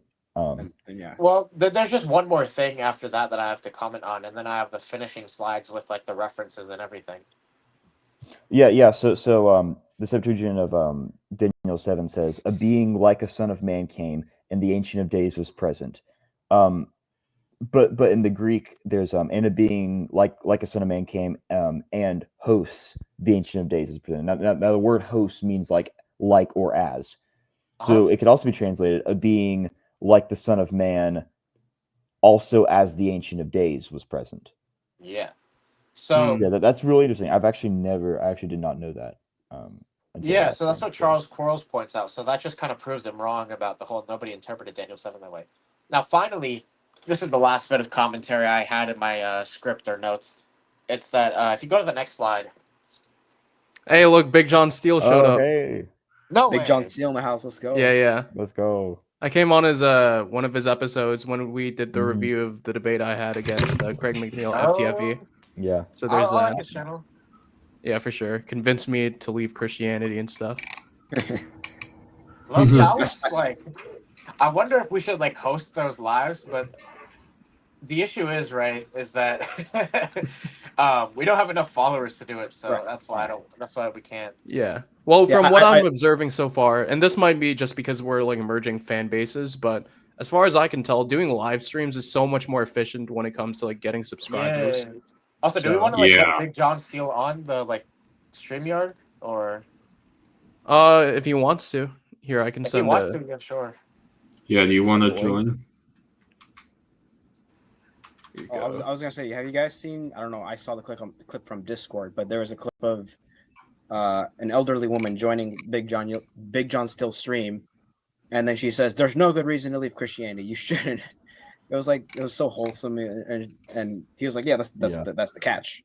It was a wholesome moment. It was pretty cool. So, Oh, all right, okay. let me quickly finish this off. All right. So basically, he says that O'Connor says that two powers theology is late. We've seen above with like the whole like angel of the Lord, Daniel 7, and all that stuff. Yeah. It's already Um, there in the Old Testament. So, And so the issue I is that the Old Testament was being read out at the time of Jesus. So the idea that two powers is foreign to Second Temple Judaism doesn't work because the Septuagint and like the Hebrew or Aramaic versions of the Bible just discuss it. And I think Drew has some stuff on Philo. well, I wasn't gonna bring up Philo in particular, but I was gonna kind of just kind of double down on your point that like second power theology cannot be late, because you have kind of so the proof text that David kind of gave for two powers theology, like for example Genesis 48. Okay, really, no matter how you date the Old Testament, they're in our earliest material. So let's just like presuppose the documentary hypothesis, source critical datings. Okay, Genesis 48, 15 through 16. The God before whom my fathers Abraham and Isaac walked, the God who has been my shepherd all my life to this day, the angel who has redeemed me from all evil, bless the boys. Okay, I'm pretty sure that most scholars date this to either the J or E source. I think the J source, I'll have to double check, but even if it's the E source, like that's still pretty early. Even the advanced users argue that the J and E source would have been the same thing. So that's still early theology. Even if we go outside of the Pentateuch, we have Hosea 12, Hosea 12, 3-4. So this is talking about Jacob striving with God. It says, "In the womb he took his brother by the heel, and in his manhood he strove with God. He strove with the angel and prevailed." So again, you have the parallelism equating God with the angel in Hosea. Okay, so Hosea is, dated pretty much out of consensus, like prior to the Second Temple period. So the idea, Even if it was during, like Alex yeah, O'Connor's even point is that it's too late. if it was during, even if you date all of these texts like as late as you possibly can, like that's still before the time of Jesus. It's very interesting. Yeah, same thing Angels with the angel of the Lord stuff too. used interchangeably with Yahweh. Angel used interchangeably with Yahweh. Very interesting. Yeah, and this stuff is found in our earliest biblical material. Well, maybe not like excluding say some like the Hebrew poetry and like Judges, Deuteronomy 32, arguably, but it's still in our earliest like narrative material. So like J.E. source, Hosea is not really narrative, but it's still early. So yeah, I don't really know where he's coming with the idea that two powers theology is late. You have something about Philo that you wanted to talk about, though, right? Oh, I don't really have to go into too much depth into it, because I think I already demonstrated that point with just Genesis and Hosea. But again, Philo talks a lot about the Logos. Here, I'll see if I can I'll see if I can find some specific quotes of Philo. I'll have to do some searches, but he definitely talks about the Logos in this two powers kind of like proto-Trinitarian way.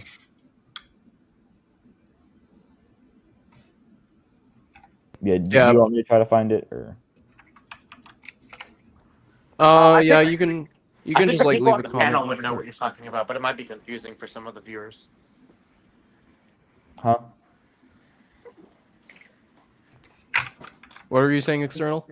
I think the people on the panel would mostly know what like the Philo stuff is, but it might be useful to like break it down for the viewers. Did you hear that, Drew? Yeah, I'm looking for the quotes right now. Okay. But as far as like the summary of the debate, you want to wrap it up, Roy? Yeah, I can wrap it up real quick, and then he can bring in the Philo stuff. The Philo quote, yeah. Yeah, so I think both of them gave like high tier arguments. I obviously disagreed with Wood in some places. Definitely with O'Connor a lot. I obviously am gonna think he was wrong, and I think David Wood definitely like came out on top.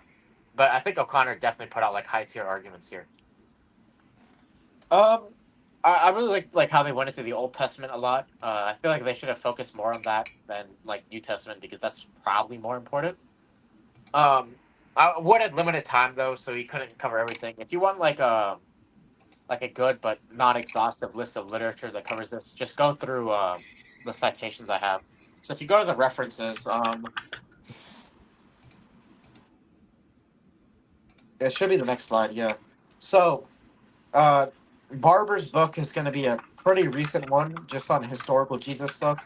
That's where I got the stuff on like Lord, the Lord argument, and the whole like Jesus calms the storms, or no, that's from Carpenter's, but that's where I got the whole Jesus claims to be God in Matthew 14:27, where he says that like I am, be calm, I am, when he walks on water. Bernard Batto, he's the one that talks about the whole sleeping God motif and how Jesus is like the sleeping deity who wakes up and then calms the storms. John Bear's One God, Father Almighty goes into like the monarchy of the Father, which I think is important when discussing Alex O'Connor's critiques of like, oh, why is Jesus given authority? Michael Bird's in like the like chapter in Did Jesus Think He Was God? Or in how God became Jesus, the real origins of belief in Jesus. I think it's useful. That talks about like the whole Lord of the Sabbath stuff. If you go to the next page, that's the full book. I'd recommend checking that out. Bo Branson in The Logical Problem of the Trinity. That's not really related to this as much, but I gave an argument in the first stream based off of John 10 and John 5, where I basically said that Jesus and the Father share the same operations. Therefore, they have to have the same nature. He makes that argument there. Bo Branson's articles from 2022 and then his chapter in 2024 go over the monarchy of the Father as well. That one Carpenter thesis that goes into like how Matthew supports divine Christology. Carson and Moo's introduction to the New Testament is just an overall good way to get yourself introduced to the New Testament theology and like the historical setting. And then there's Martin Chemnitz's The Two Natures of Christ. This is like a good overview of just Lutheran Christology overall, or even just Diophysite Christology overall. Now, this article, The Divine Christology of Remember Me, we didn't get into this much, but basically in Luke 23:42, you have what is called the lament, and laments are only given to God, yet it's given to Jesus, indicating that he's God. Then you have Christ in all Scripture, which goes into like the angel of the Lord stuff. If I remember correctly, it goes into it briefly. I don't know for sure, but I know it goes into Messianic prophecy. the Pauline Christology book by Gordon Fee, that's like a very good book. I'm sure Drew knows about it, right? Actually, not much. I'm actually Really? not as knowledgeable on Paul as much as I am on all the other stuff. So Okay. But that's I'm familiar with Gordon Fee, though. I've heard of the Yeah. book before, but I haven't read it. So that one Friedman article, Moses, Elijah, and Jesus the Divine Glory. So there's a So there's two figures in the New Old Testament that see a theophany: Elijah and Moses. Both of them are on a mount, and both of them are in a specific context.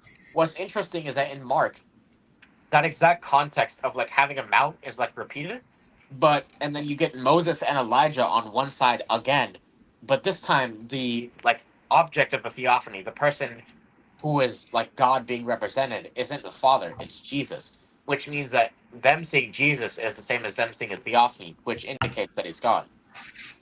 Yeah, so recap over there. Moses met a transfigured God on a mountain. Elijah met a transfigured God on a mountain. Jesus transfigured and met Moses and Elijah on a mountain. Yeah, Coincidence? and there's parallelism there between what happened before to like demonstrate his deity. Now the Gather Cole book, the pre-existent Son, that's where I got that Mark 10:18 thing. It's also a very good place to look for if you want to see how Mark, Matthew, and Luke have high Christology. Robert Gundry's commentary on Mark is partly where I got the whole point about Lord of the Sabbath. It's just a good commentary overall, although I wouldn't agree with everything. Unseen Realm is like necessary reading. Same thing with Bible Unfiltered. That's where a lot of the Angel of the Lord stuff comes from. The one article by Heiser, "What's Ugaritic got to do with anything?" That's also necessary reading. It goes into the Old Testament context. That's also where I learned the whole Daniel 7:13 argument. Keener's commentaries just overall are going to be great. He's very good as a scholar. He's very well researched, so I'd recommend checking them out. Now, Loke's two books on divine Christology, those are like must reads in my opinion. They go very in depth into like how Paul especially shows that Jesus is God and how the belief in the divinity of Christ originated with the historical Jesus.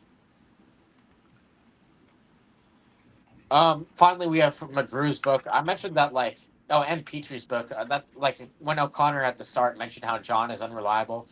I just brought those two up as like sources that contradict them. You want to check those out if you want to talk about reliability of the Gospels. Now, that dissertation by Keith Peng, that's probably like one of the most recent and comprehensive sources on John 8:58, or not just John 8:58, but the whole ego e me stuff and how that indicates Jesus is God. So obviously you have the ego e me claims in John that are scattered throughout the Gospel, and this talks about how that proves Jesus' divinity. Now, there's that Charles Quarles article that I always cite for the Daniel 7 argument. That's also a good thing. Then there's Sijuwade's article. I don't really like Sijuwade's Trinitarian theology overall, but he's correct on the monarchy of the Father, at least some parts of it. Finally, Thomas Joseph White's The Incarnate Lord. That's just a good way to study Christology from a Thomist or a Catholic perspective. And then there's Wilbur's The Messiah's Pre-Existence and Divinity in Philippians 2:5. That's where I got my stuff on Philippians 2 from. I think David Wilbur has a YouTube channel as well, so you should probably check that out. He has some good stuff. And then finally, that Williams article. That's what I cited when I talked about creatures not having the divine name. When Alex O'Connor claimed that it was common for them to have it or something like that, and I cited that. Now, finally, this master's thesis, the meaning of logos in John 1 and 1:18. It's like a very comprehensive overview of what the meaning of logos is and the exegesis of John 1:1 to 18. And I'd recommend checking it out for anyone who wants to know about that. But they didn't really get into that during the debate, so that's extra reading basically. Yeah, and in addition to all those sources, I'd like to recommend Hurtado's "Who is the Son of Man," where he actually goes into the original language that Jesus spoke, Aramaic that is, and tries to reconstruct from various sources, various historical argumentation that Son of Man, in its proper context, in the way that Jesus is using it, is self-particularizing. In other words, he's referring to himself, not just like some generic human being. That being said, I haven't read it myself, and Dr. Michael F. Bird, one of the sources listed here in this bibliography, calls it quote-unquote out of my pay grade, So that just goes to show you the level of scholarship that's involved with that. But in any case, yeah, I'm glad that you guys were able to come on here. So guys, go ahead and subscribe to Imago-Logos. I think it'd be useful to like show the channel real quick. Yeah, I'm trying to do that right now. They're a great team of like aspiring biblical scholars and hobbyists when it comes to biblical scholarship. With respect to Christian apologetics. Let's see here. Image file, invite guest, maybe stop screen. Yeah. If you want to like contact us, you could always leave a comment on our YouTube channel. I also have an Instagram, RoyM5886. Or you could like ask Cryptic on his Twitter, which should be in the description. Yeah. Yeah. Guys, I want to see this subscriber count like skyrocket because like I'm super grateful to what these guys have done as far as like helping out with live streams and stuff like that. So like Make it, yeah, thanks. Yeah. Make it surpass all of us combined. Yeah, thank you. Yeah, for sure. Yeah, I might even just like click that. Yeah. Just because of Roy, like how can grateful I I am. tell them what we're working on next? Yeah, go ahead. Yeah. So Do you want to go ahead? I think you should talk about where you and me were working on, and then I'll go with it. We're working on we're working on a video debunking the problem of evil. Roy wrote it, I voiced it. It's coming out pretty soon. The basic premise is that in order for the problem of evil to be an internal critique, it has to actually show how Christian morality would indicate that God would remove all evil from existence. But Christian morality does not require this. In fact, Scripture itself says that this would not be the case. And so it fails as an internal critique. And if it's not... Yeah. If it's not an internal critique, then it really loses a lot of force. Yeah. Because then the atheist has to substitute his own morality. Yeah. So I don't think that's really a response that anyone has used before, so it's going to be interesting.